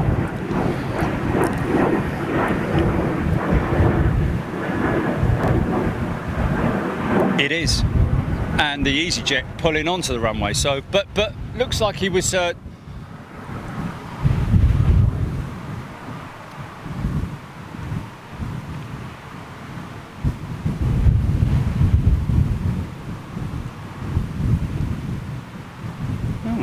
Oh, look at this, look at this, look at this. Oh yeah, this is nice, this is nice.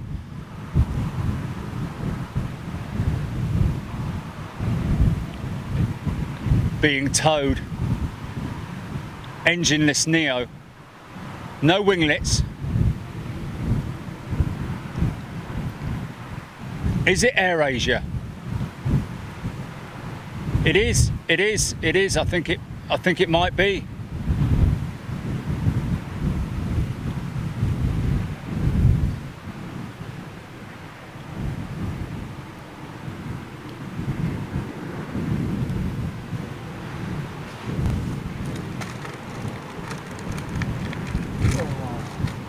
Last 2 biscuits.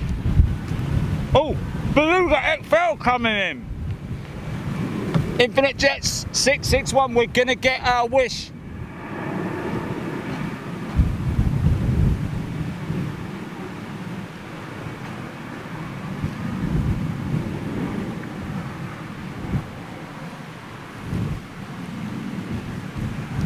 So, wow.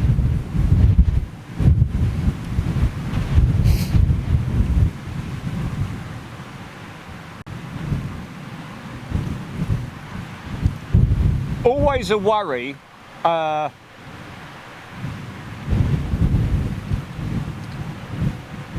coming and doing something like this at an airport where you might get quite a lot of sort of like blank spots, but to be honest with you, I think I'm absolutely amazed, A, where the bloody time has gone, and B, that we've managed to get so much good quality stuff.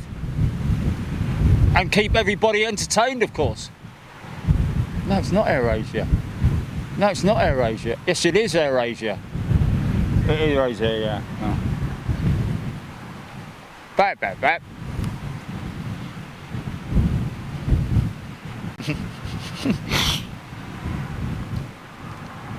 See what I mean about the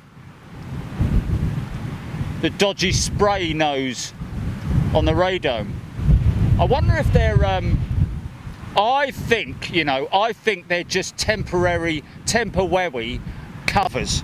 I don't think they're the actual physical radome.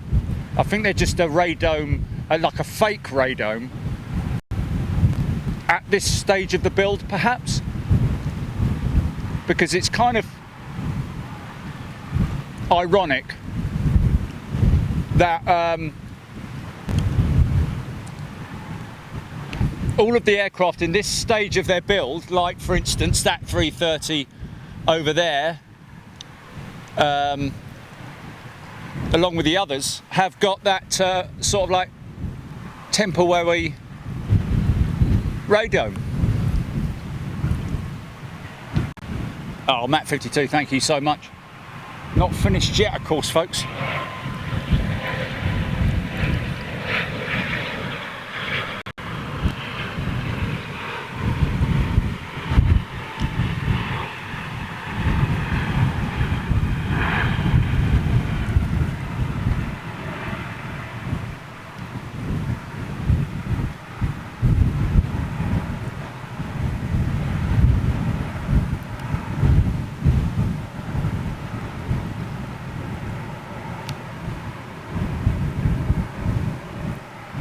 Again, see all the different segments having now been assembled. Kind of crazy to see it, a bit like a spacecraft, isn't it? Before it gets painted up. Love it, man.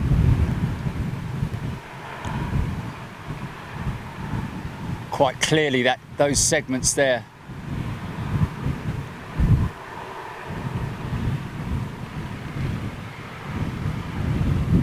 Still a long way from being completed, man.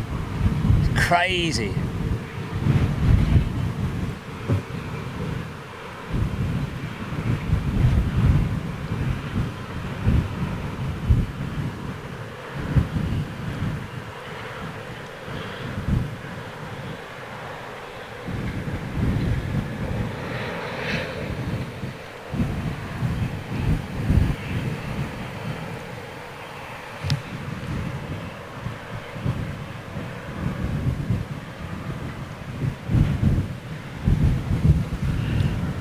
followed by "Wait for me, wait for me, I'm coming, wait for me."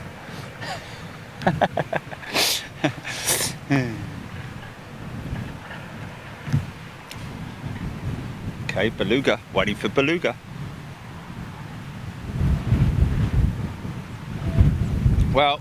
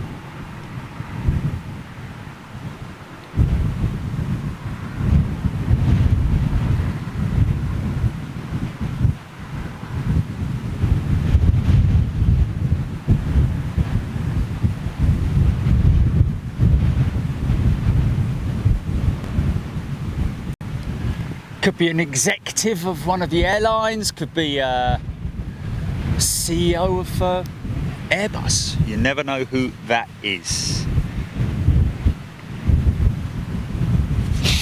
Nothing yet, Darren Golding, on Saturday's show. Not sure what we're doing yet. Stephen O's Beluga, 2,000 feet, so any moment now. Expecting to see the XL. Wow. Well, we've had everything. We've had everything we wanted, haven't we? Absolutely everything we wanted, except for BA, of course, yeah. We had military. We had, and we're going to have Beluga XL.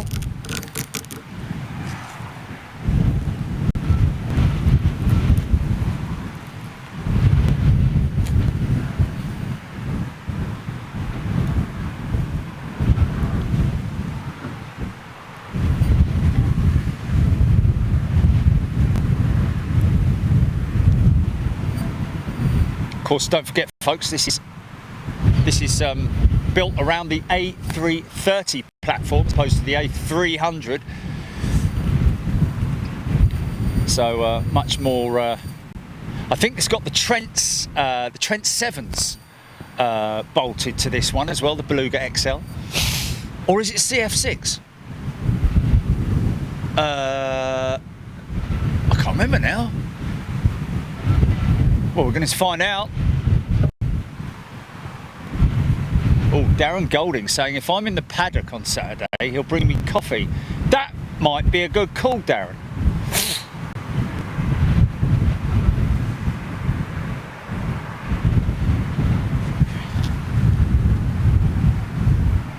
Here she is, here she is. Here it is.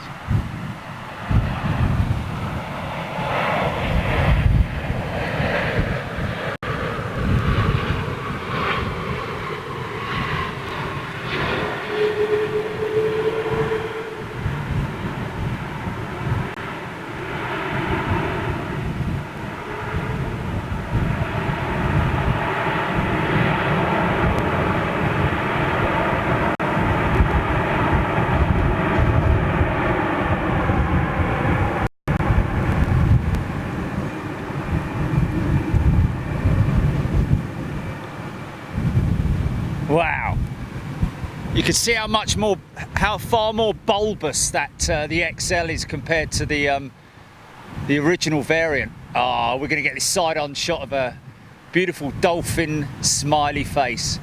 That is crazy. Look at that. She's a happy girl.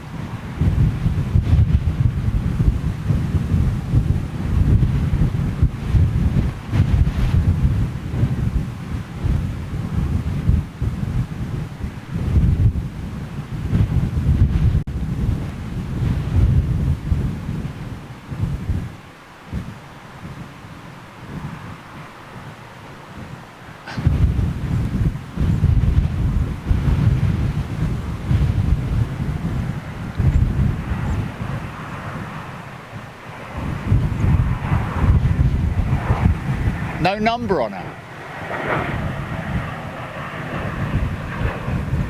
Oh, okay. Down!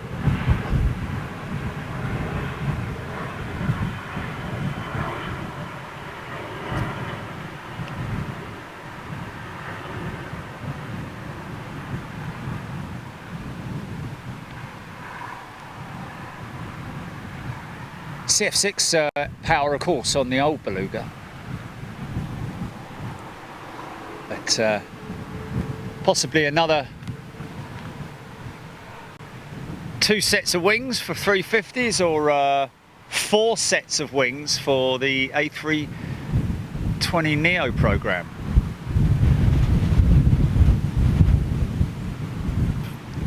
Or maybe A330neo wings, of course.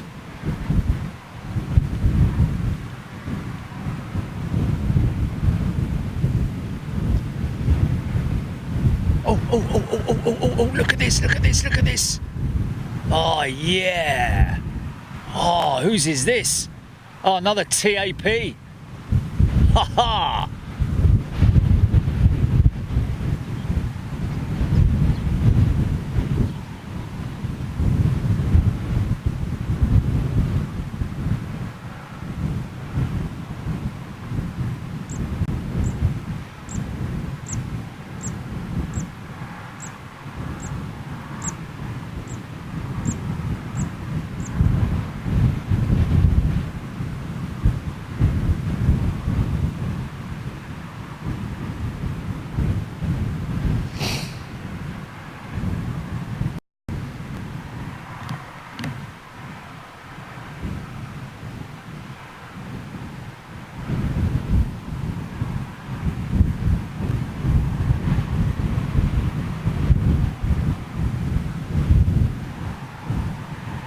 So now this is interesting. The other hulls are in the green primer, whereas this is in the brown primer, which you usually would associate with the carbon hull. Or have they just revised the primer on this one? I don't know. Is this perhaps a 900 and not an 800? Has perhaps the 900 got a different primer set on it?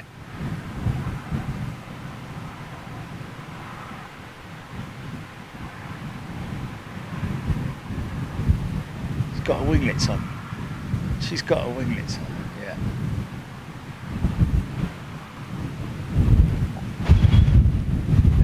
Anybody know where the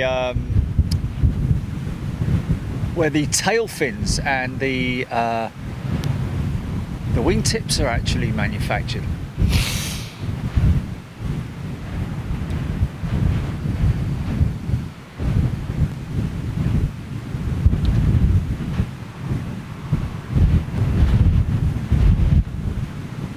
It's coming right past our position, this one, folks.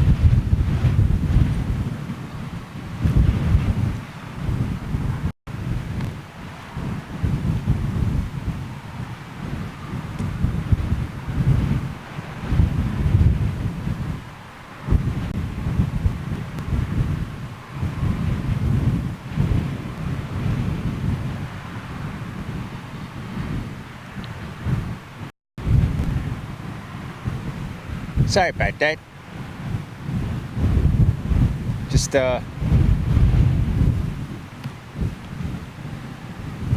lost your notes there for a second, folks.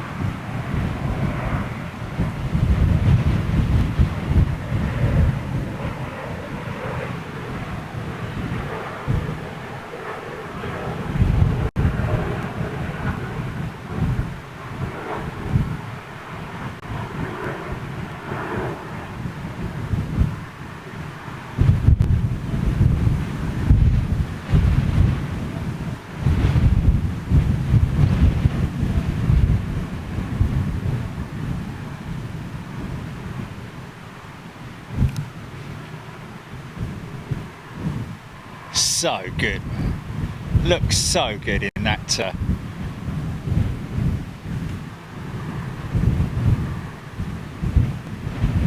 Brand spanking new rubber on her as well, man. Everything is just so new, look.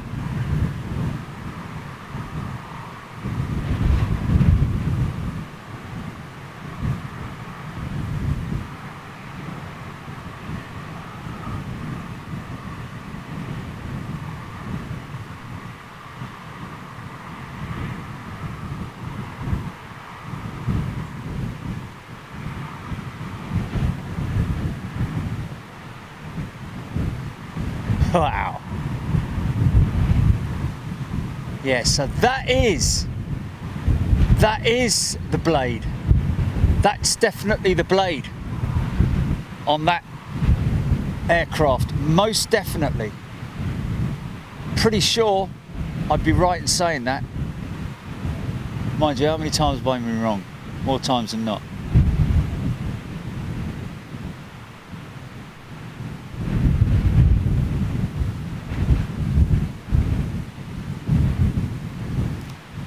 See the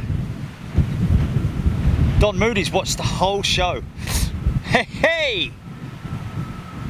Wow, Beluga, 6 Beluga XLs. Ian saying.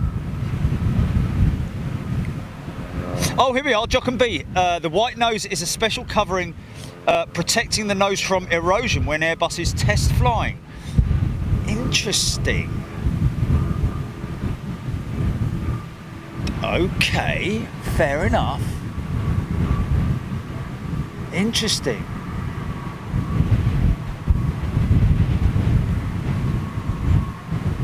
Thanks for that, Jockum.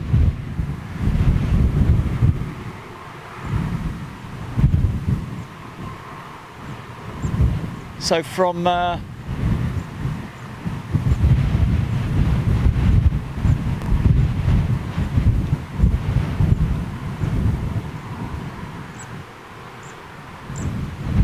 haven't seen the 330 Neo from side on.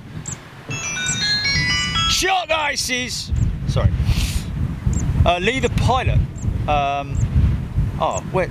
Do we know what engines they're getting? Yes, Lee. The Trent 700, the upgraded variant of the Trent 700 engine. Highly popular engine. I think Rolls-Royce actually rolled out their 1000th engine of the Trent 700 this year, and obviously meaning that they're powering 500 aircraft, but obviously there's a number of them in the well, I wouldn't say the spares. You wouldn't say that, would you? Because they would so I'm intrigued now to know whether that was a 900 Neo or an 800, and I now want to see, like for example, those WOW Neos there. I can't see it. I need to see it from the side angle, like we just saw. You see, look at this as it comes side on. It's going to come side on here. And it's distinctive there. There's that shape. But you can't see it from that angle. It's only only just one angle you can see.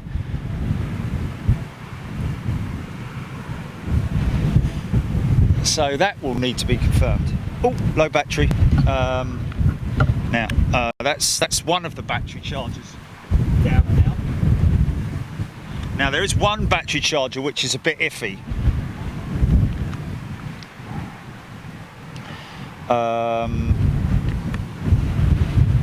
Yo mate. Darren Taylor just got in from work. Orders coming in for ice creams. Shut ices, peanuts, get them while they're hot. So is that the blade on the 900 and not on the 800? But it's difficult to see clearly. I'll tell you what, let's just have a look at that Air Mauritius again, you need to see it side on, right side on, because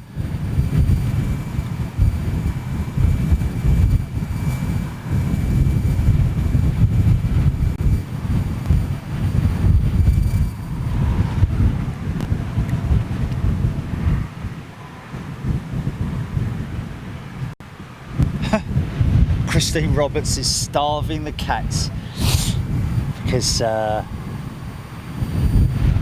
thing is, cats are funny, and they never get starved. They just stay like, oh, I need to be fed, I never get fed, oh, look at my starving little belly. And yet they can go for days and days without food. Not that I would ever. There we are, there it is, there's, you can see that little protruding segment, sort of like goes forward and then back.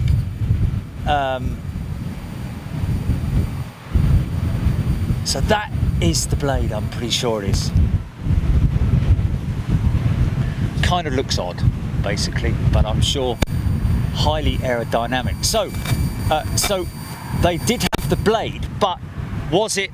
It's just the design. It's just the design of the blade, but not the actual blade material that they originally. Oh, Andy Duncan, it is a 900 TAP 16th of 16 ordered.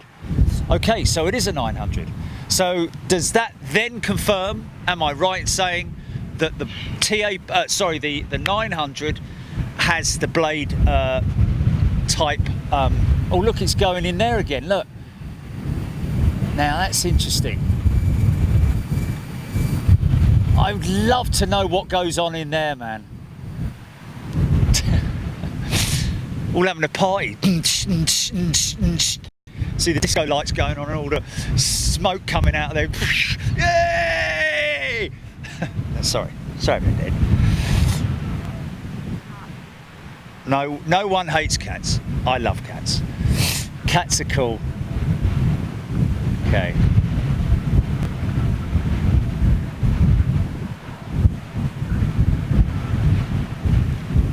Darren Golding just fed the dogs. Nearly had my arm. They've waited so long. Hey!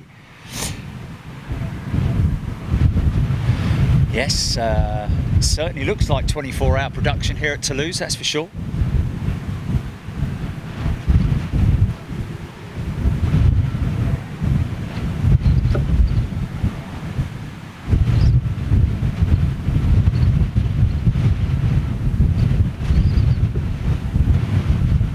Debbie Speller, today has been a jetathon.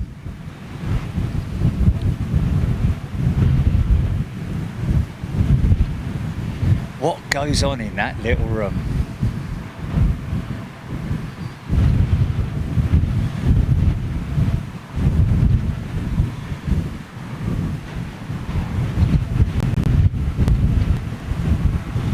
That's something we ought to put out there to somebody. There must be somebody who knows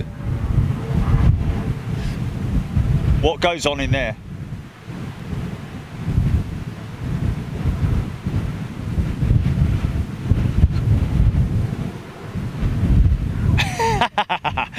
Stippy, in reply to Stuart Richardson, you got to see the comment before that, but that was very funny. If I don't feed my neighbour, he'll go somewhere else. Brilliant. He had to be there. Phil Loxham, I wonder if they kit out the front dome in that shed. I don't know. It's a funny one because we've had aircraft going in there that are, you know, that Rwandair 330 that went in there earlier, that already had its livery on. This one over here, this one over here that was in there earlier on, that had the full livery on it. So I don't know.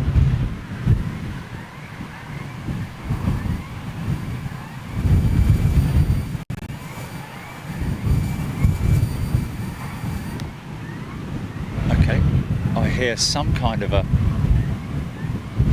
alarm going on.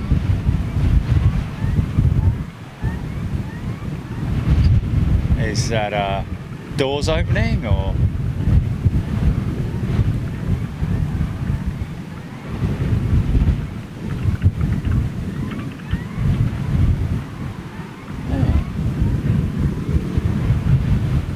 I don't really know.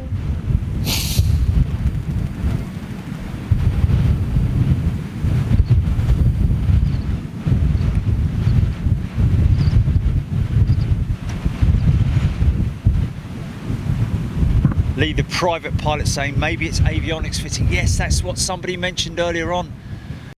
Good call, good call. Although, like in reply to that, I kind of said, well, you know, all the avionics are fitted already in the flight deck before it comes out from the other side of the field, if you see what I mean. You know, everything's in the aircraft at that point. Oh God, I just don't know. We're going to find out anyway.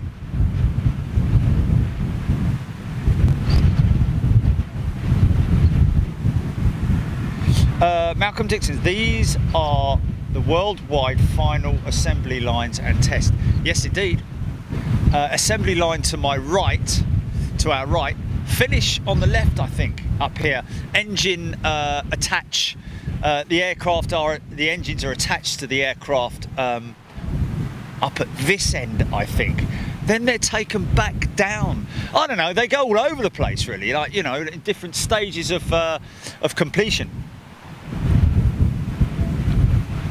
Love Angel, yes, they do tours. However, somebody mentioning earlier on that it's kind of outdated.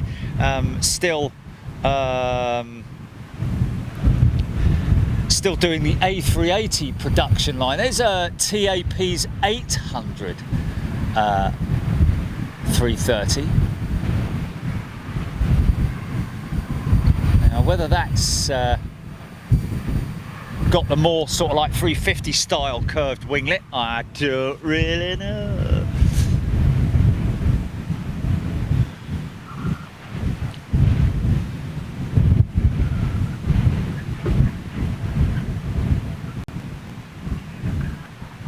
Only one 330 Neo 800 ever made. Airbus own it. 338-41 FWTTO Airbus Industry. Oh, Andy Duncan saying that. So are we saying that all of the Neo 330s are 900s? How interesting. That is interesting.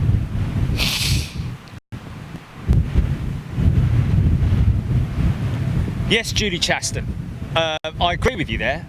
It does kind of look like that that wartime style look to it, with the unpainted aircraft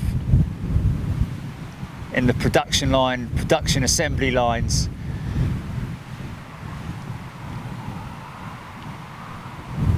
But a great sight to see, man. You know, to see it in the flesh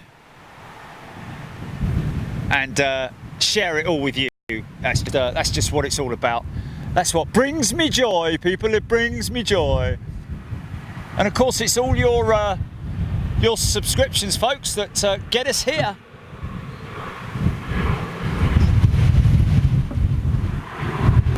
I really like the idea of going to Painfield, though. But I have a very strong suspicion that if I was to stand on top of a hilltop opposite Painfield, I would be visited by the local plod. Oh, Lee, the private pilot, found it. On the Airbus website, it says that the long-range equipping area where they add the tech for ETOPS, extended twin operations procedures. Wow, thank you very much for that. So it is a, wow, that's ETOPS gets fitted inside that shed. They add the technology, not the actual. Okay, they add the technology. So they the equipment, the hardware, and I guess the software. Oh wow, that's great. Thanks so much for that, mate. Oh, there we go. Phil Loxham's found it. The hangar. It's the ETOPS fitting one. Okay, so fantastic. There you go. And we just saw the doors being closed there. Fantastic, man. I didn't see it because I was nattering, but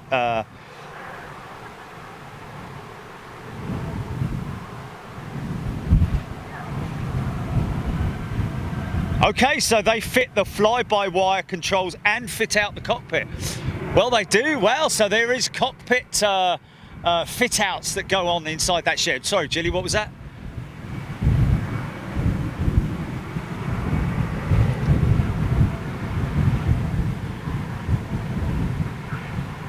Jerry, you can go get an app, AG app. The site, like Lee says, it... Okay, okay. Thanks, Mark. Yeah, and Lee, thank you for that. Sue Francis, Miami International. Yeah, interesting. Again, I want to do a US trip, no doubt about it, folks. It's all about planning, isn't it? You know, you can't... I mean, the flight is one specific part of it, or actually, should I say, the flight itinerary is one specific part of it. If we went to the US, we would have to perhaps spend a couple of days at one specific airport, and then perhaps move on to another airport, which wouldn't cost a lot in terms of flying domestically inside the US on Southwest or something like that. But it is all about the itinerary, planning it, logistics, and of course, what is highly important is knowing our position in terms of filming at these airports. Like, for example, LAX is extremely strict. So you need to be obviously wary of the local constabulary. Once it comes out of there, it goes for engine fitting. Dibby saying that. Wow, thanks for that, Dibby. So it will come out of there. Oh, okay. So that's interesting. So it comes out of there. This one here, this Rwandair 330 that's sitting over there, came out of there earlier. And there was another one that came out of there. Sorry, there was another one that was... Actually, no.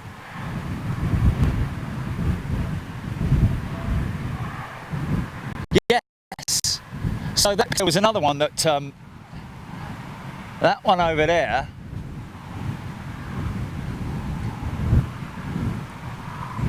He was in that position where the Rwandair 330 is, or was, or is, the Rwandair. So the actual, so that's quite a long procedure, because that Rwandair 330 was in there, that fit out shed. When we got here this morning, he could have been in there for a couple of days. You never know. I don't know how long. Miami has a spot on Flight Spotter's website, AirP1. Thank you.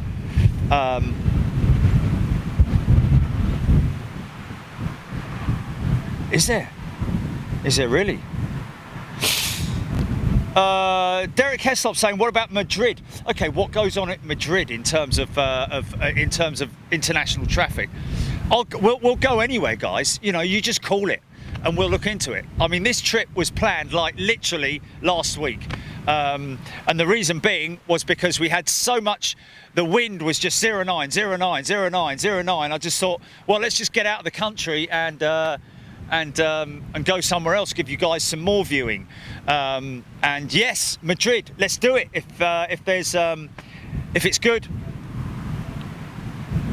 Wow, Mark Cox, it's an app called AG app. Okay, let me just grab that on my phone now.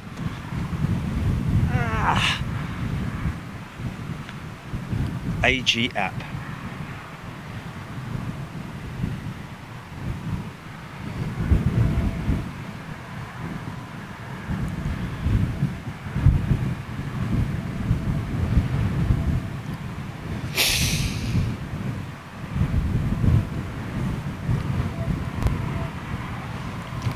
It's a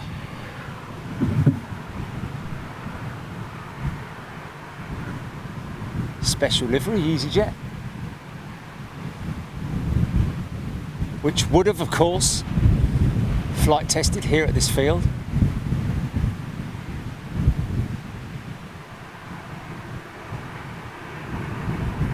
What's that? Oh, okay. That's why I couldn't find it. What's it called? What's the full name again? Site Map AG. Okay.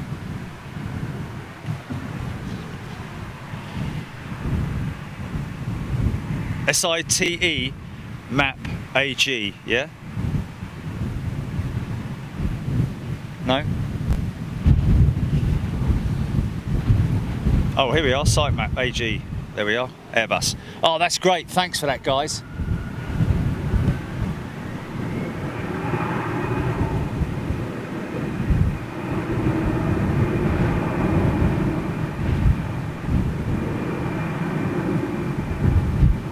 Oh, that's great. That's a great. Who was that?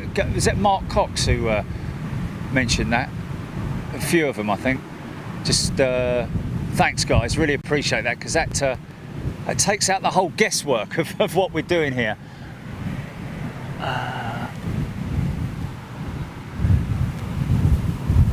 Just have a look at that.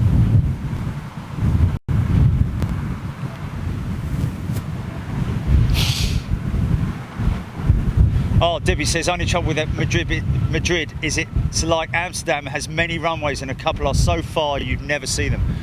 Yeah, that's always troublesome. This is ideal, this kind of location here, because you can just stay here all day and the position will remain the same regardless of runway direction. Same with Heathrow and Manchester and places like that. Yeah, trouble with big airports with lots of runways. That's of course the same issue that we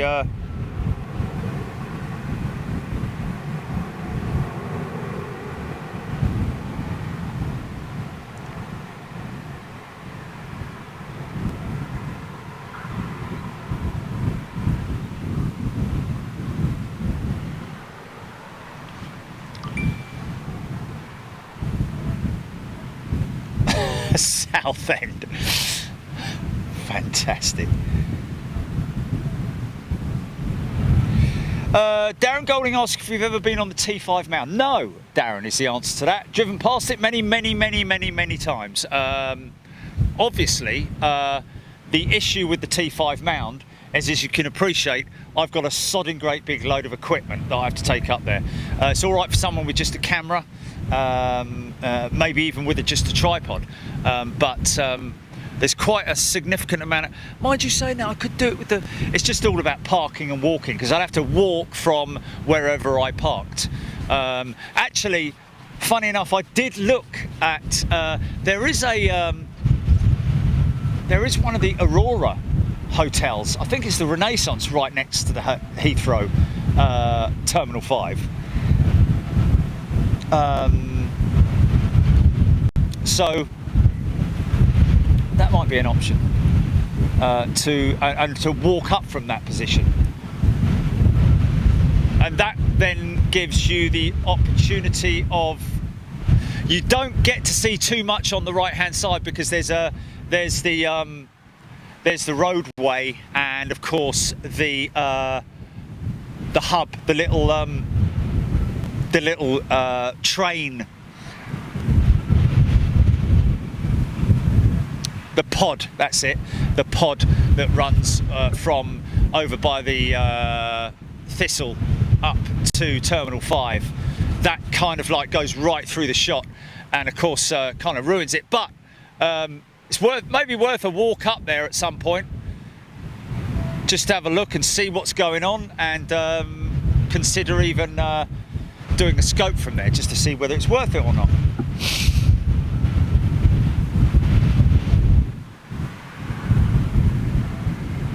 Dane Grayson, I'm going to watch this back, but you're still live, so that'll be tonight's viewing. Facebook!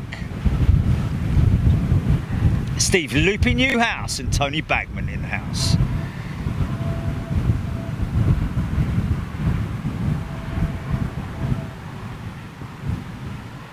Is Facebook frozen, or is that just lack of comments on there? Okay. Reading out Facebook comments if you want to comment, folks. Attention all Facebook. Hello Facebook. Hello. Are you there Facebook? Hello.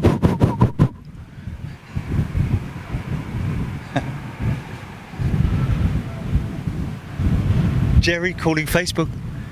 Come in, Facebook. Are you there?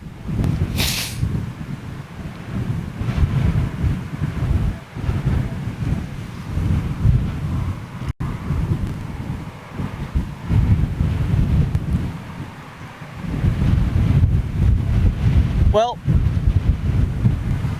hey, there we are. Donna O'Brien, Scott Tarpley, Stevie Luby Newhouse, Trisha Guy, David Warren, Michael Field, Eunice Livesey, there we are. It's like ping.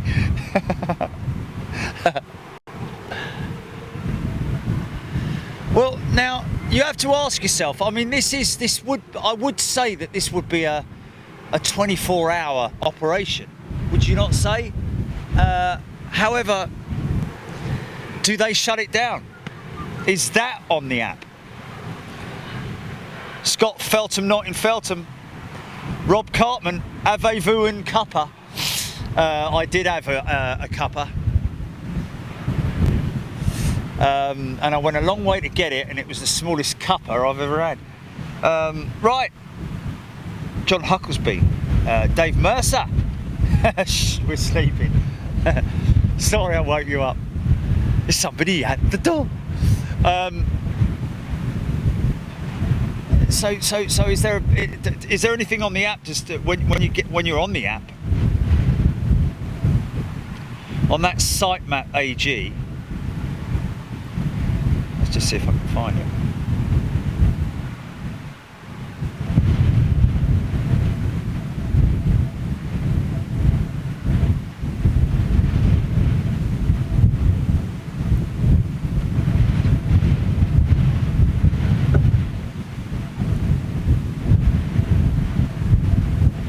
Wow, the amount of time I've been standing up here could have flown to Los Angeles.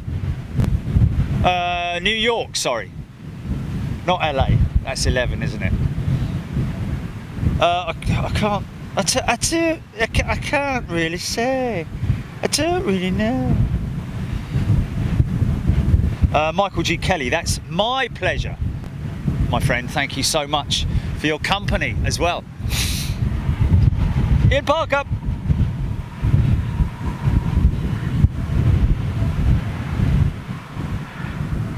Oh, Steve Loopy Newhouse saying, and this is great feedback, Jerry, in the US, as long as you have ID with you, you should be okay.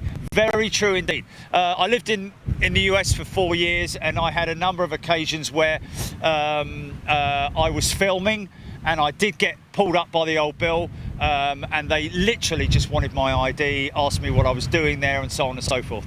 The only thing I'm just worried about is that, you know, if I'm live, but at the end of the day, little bit of a white lie, you know, like, well, guys, I'm just filming here, I'm just video, you know, I'm you know, videography and all that sort of thing. Don't have to sort of like go into the full ins and outs of it, do you really? Shirley Burge, thank you very much indeed. Look after yourself, take care, have a great evening, or a great day wherever you are.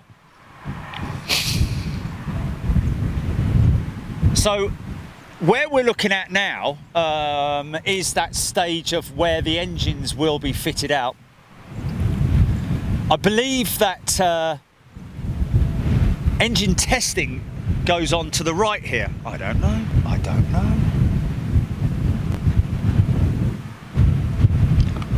Thanks, Scott, appreciate it. Thank you, Wendy. What? What's that? What? Emergency. Oh, what?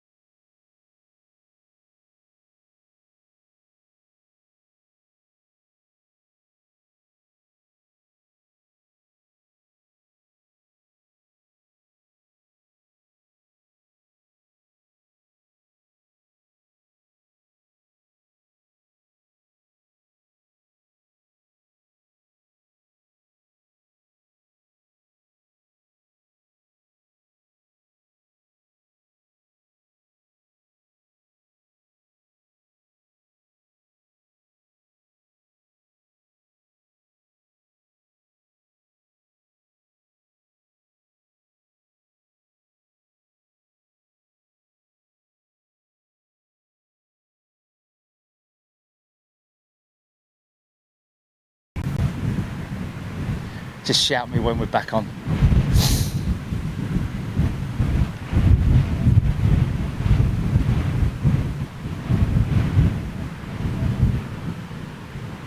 Look at that engine, folks. Apologies for the loss.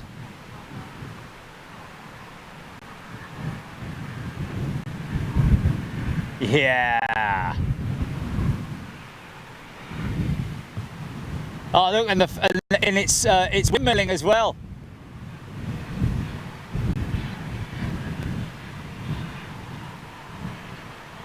Yeah.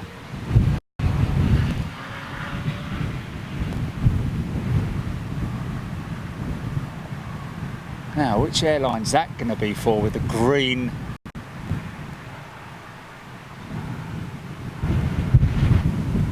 No, that's the wrong green.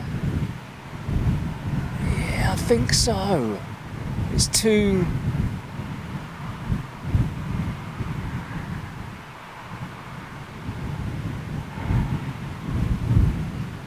Yeah.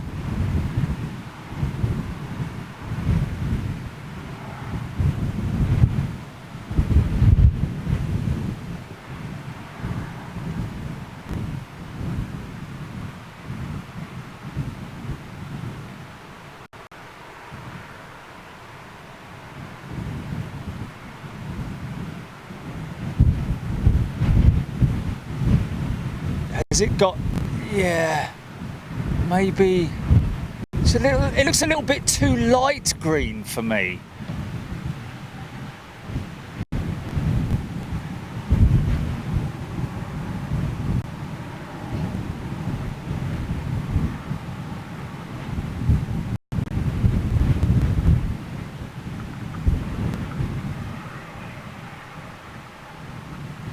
Whatever it is, it's beautiful.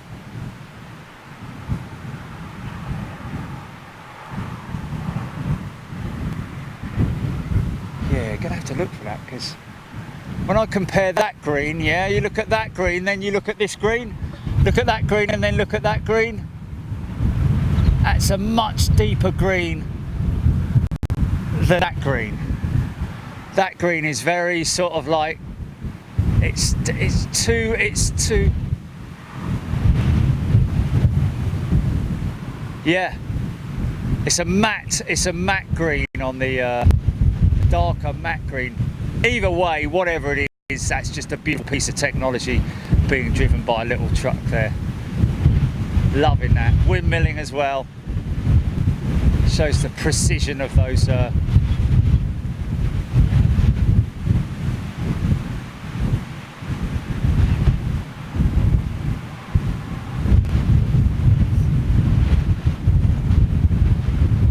So obviously he's not finishing early.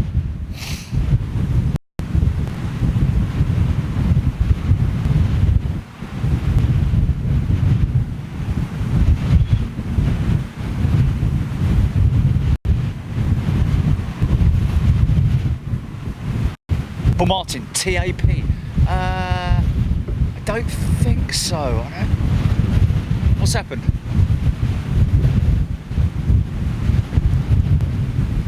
Look at him all on his own down there.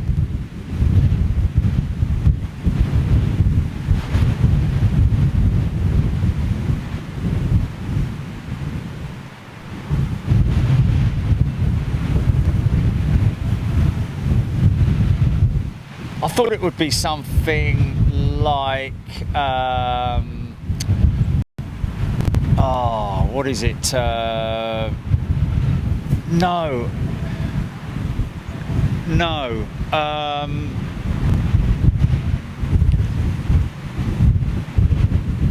Possibly, yeah, possibly Turkmenistan. What about Vietnam? Is it darker, is it? Oh yes, of course it is. It's very dark, yeah, bluey. It's almost blue, isn't it? Kind of almost like Cathay is dark, bluey, greeny type mix, isn't it? Oh.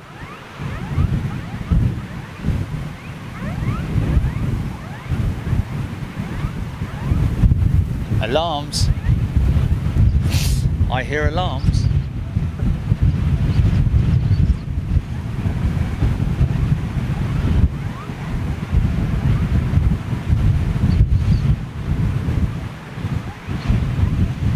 Stuart Taylor, just a quick, usual thank you for your efforts today. Oh, well, thank you very much indeed. Don't forget Jilly, and of course Trish and Sarah, and all the clan. Been another great day. Thank you very much indeed, Stuart. Thank you so much for your support, folks. Great to have you on board. Great to have your company. I'll be honest with you, I know these guys come out here tirelessly videoing for their own video channels and so on and so forth. I don't know if I could do it. I could only do it with you guys literally with me at my side. Airbus A330-941 from Joburg, about 16 minutes out. John Hughes, Airbus A340-900. A330-900 from Joburg, about 16 minutes out. From Joburg, which airline's that? What's... Hey? From Joburg? Richard Bonfield.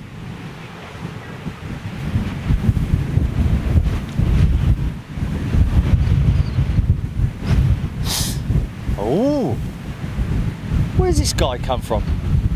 Must have been towed. Oh, so it must have been on a maybe it was on some kind of a program to. Oh, look at this.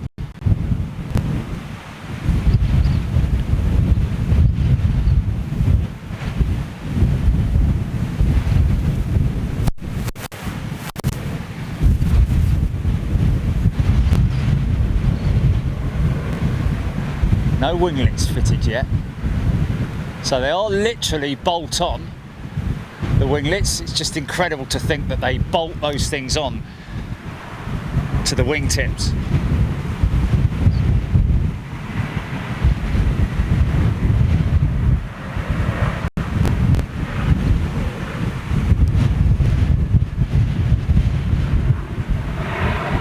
Wow, so we've got an A330-900 from Joburg. Was it perhaps on an exercise, an Airbus having gone down to Joburg, or shown the aircraft to South African Airways maybe?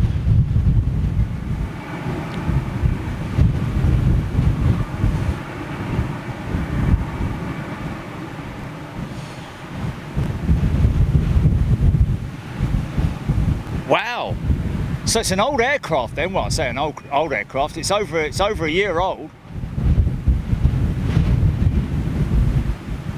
Well, well.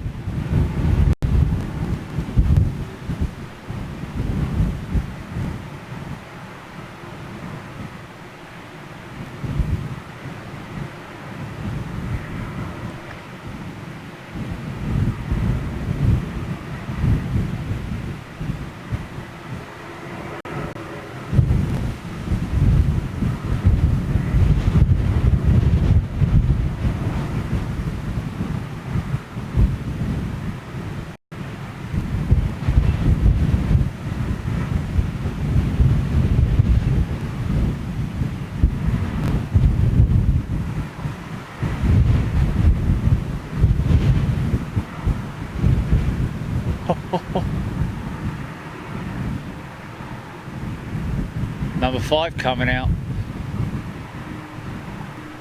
If you missed the beluga earlier on, folks, here's another chance to see her.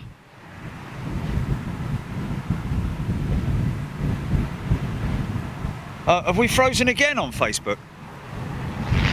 2 channels running. 2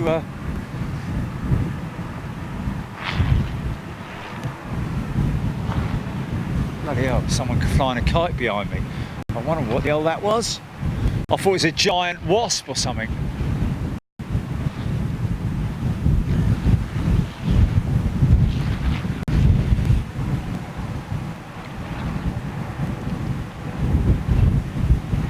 Feel lots of, yeah. Well, looks like we're gonna get something pretty special. So this one of their test aircraft, this 330-900 then.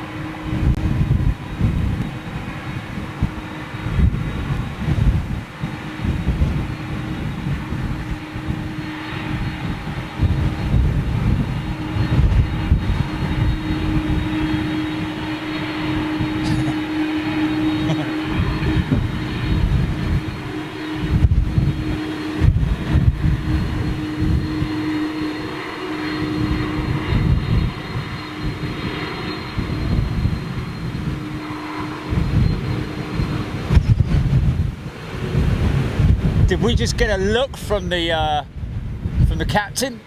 Did we get a look from the captain? Just have a look at that, folks. Got a lovely big flipping nose full of Jet A1 though, I tell you. As the sun comes out again.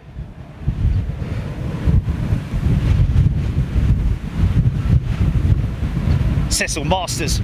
My pleasure, my friend Greg Arnold.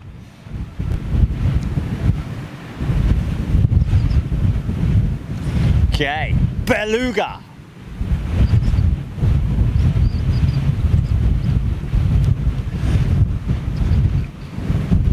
Of course, if you want to see the original Guppy before it was renamed the Beluga, the original Guppy, there is one in the museum here, the Airbus Museum at Toulouse, along with some other incredibly fascinating exhibits to see. Here Pete once says, look like a look.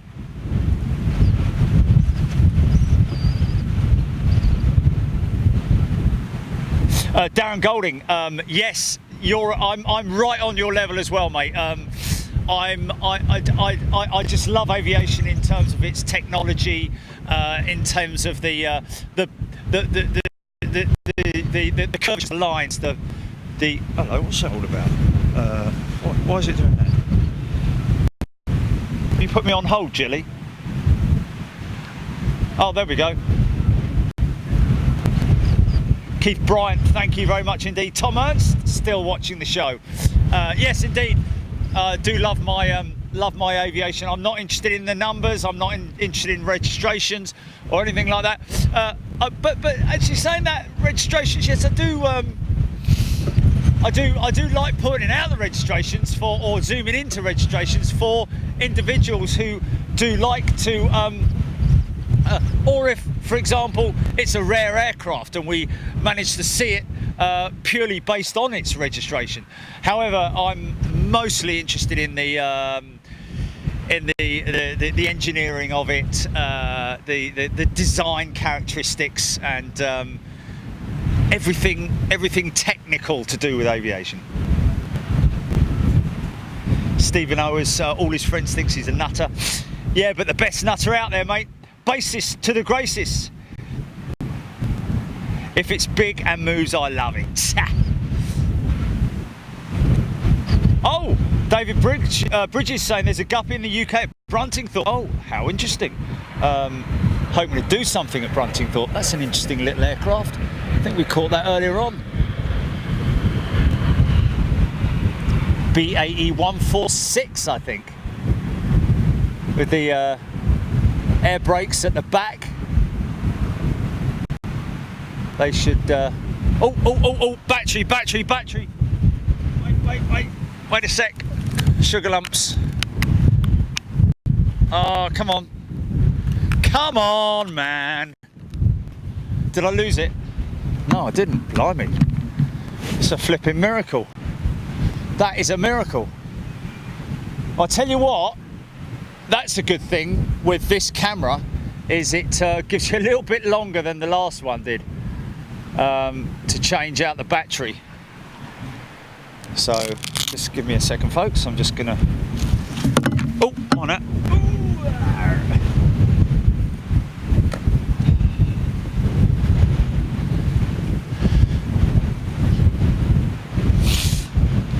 Ian Lawson. Nah. There's a lot of people out there who think I'm a bit crazy with the whole aircraft thing. But the thing is that I've got a lot of golfing mates who, when they found out I was into aviation, were sort of like, really? But then when you sort of like show them what we do, I'm just swapping out the battery here, folks, by the way. That's why I'm stuck on that that shot that you're seeing right now. So sorry about that. Yeah, but when they see what we do, they're like, you know, wow. It's like we've had some people come on here and say, I didn't realise aviation was as cool as what it is. The amount of people who are involved in it. So just waiting for that beluga to turn on and turn into position.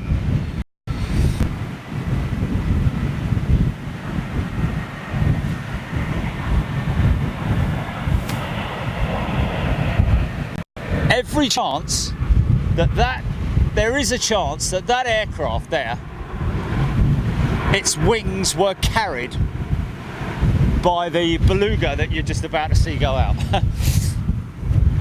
There's a good chance, a possibility.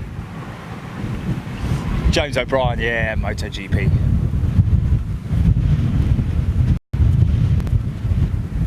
Another great race at the weekend. Such a shame to see Cal Crutchlow put it on the ground once again. And I have to say, I was all for Rossi to win the race, but I have to say, for the youngster on the Suzuki, what a great win for him. And he was too much for Rossi. Here we go. Just lining up behind the trees there, folks.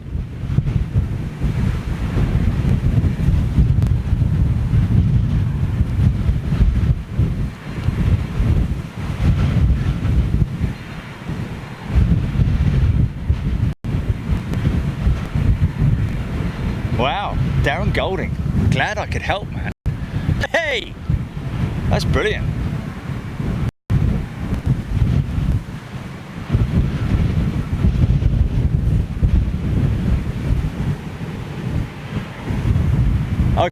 Okay, runway clear.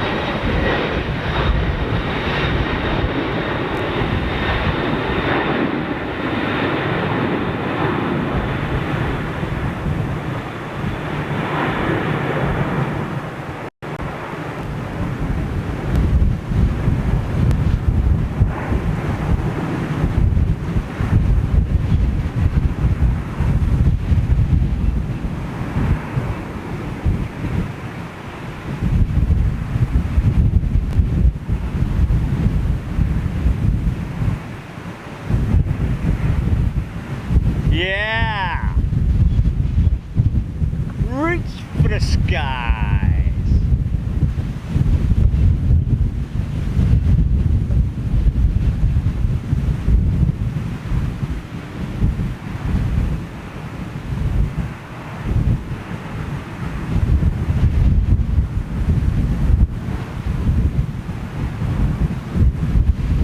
I don't know what it's like to fly in terms of its stability, whether it's because of that bulbous shape. Aerodynamically, obviously the fins at the back giving it much more stability, having 3 vertical stabilizers on it. But even so, I don't know. I'd imagine that the 330 platform is far more stable just purely because of the longer wing on it. I don't really know. Yeah, so where's this Neo, 330 Neo coming in from Joburg?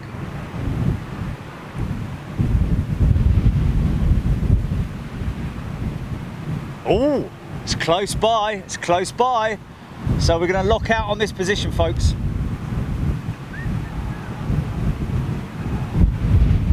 Debbie Speller can see the odd beluga every now and then from her garden in Shropshire. Wow, Phil Loxham talking about BAC 111s. Wow, I remember them. I lived in Lindfield, Sussex, not far from, about 20 miles from Gatwick, and when they took off from Gatwick, BAC 111s, you could still hear them about 5 minutes later after they'd gone by. Unlike the modern jets of today, where once they've gone through and past you, they're more or less done for in terms of noise. But wow, back in those days, before they brought in the hush kits for the likes of the 707 and the DC-8s and the 727s and even the BAC 111s, had that long extended hush kit. Here we go.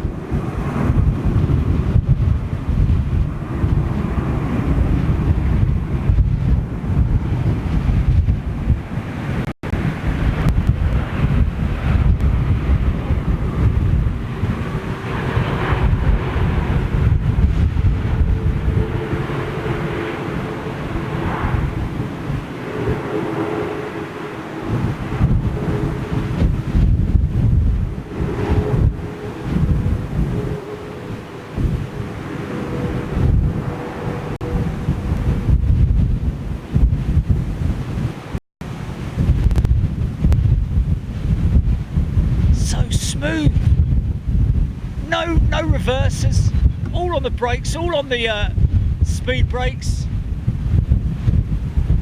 on the air brakes, just incredible, man, so impressive. And yet that aircraft is over a year old, so that must have been on a sort of like familiarization flight, perhaps out down in South Africa. Maybe, no, I wouldn't say climate testing, that would be a silly thing to say. Bloody hell, it's getting a bit chilly up here, folks. Can I go home? Not that I want to, I'd love to stay here all night, but it's blowing a gale now, and it's bloody freezing! Bloody freezing up here it is. I'm a southern softy, not used to these northern winters. Leave a big fluffy white coat. That is about it though, isn't it? I think we've done like nigh on how many hours? 7 hours?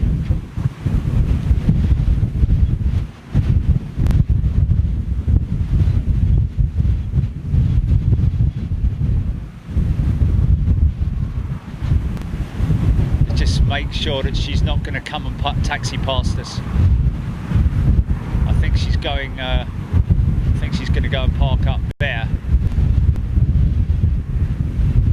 I think there were no reversers activated because she's literally going to park up down there so she could just roll out the entire length of the runway without applying any reverses. Didn't need to stop at any specific time, etc, etc. Well, how's about that, folks? How about that? Wow, cool. My old mince pies are done in.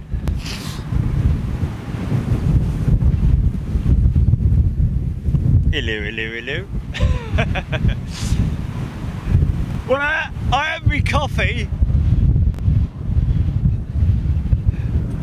I'll lose you there, Jelly. So that's it. I'm throwing in the towel. I'm throwing in the towel. I think we're done here, folks. Wow, what a great day. Thanks for popping in and saying hello and joining us. I know a lot of you have been here all day, and it's been great. What a successful trip we've had. Now I've just got to go and sit in the terminal for 2.5 hours. But yeah, no, it's all good. It's all good. Thanks so much for joining us, folks. Looks like we might do the paddock on Saturday because there's still 09 operations, and someone promised me a coffee. So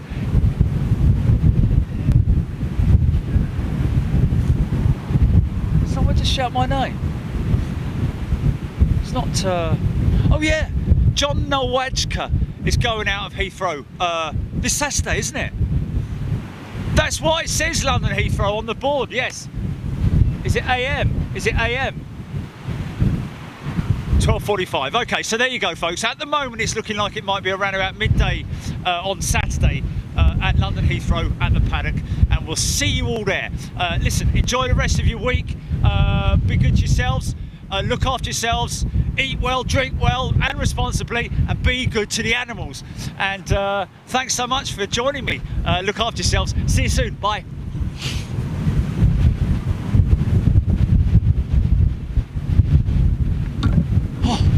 Flipping heck. It's cold, it's cold, it's cold, it's cold.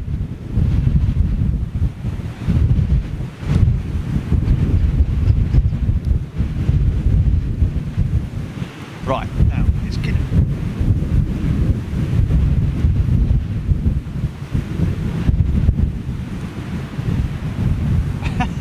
Ironing them all day. Oh. Stood on my glasses. Did I? Or didn't I? No, I didn't. Why, you little? Right, okay. That's good in there. It's going to take me 20 minutes to pack this down. We're not in a rush. I've got to get Frank, the taxi driver. Pierre.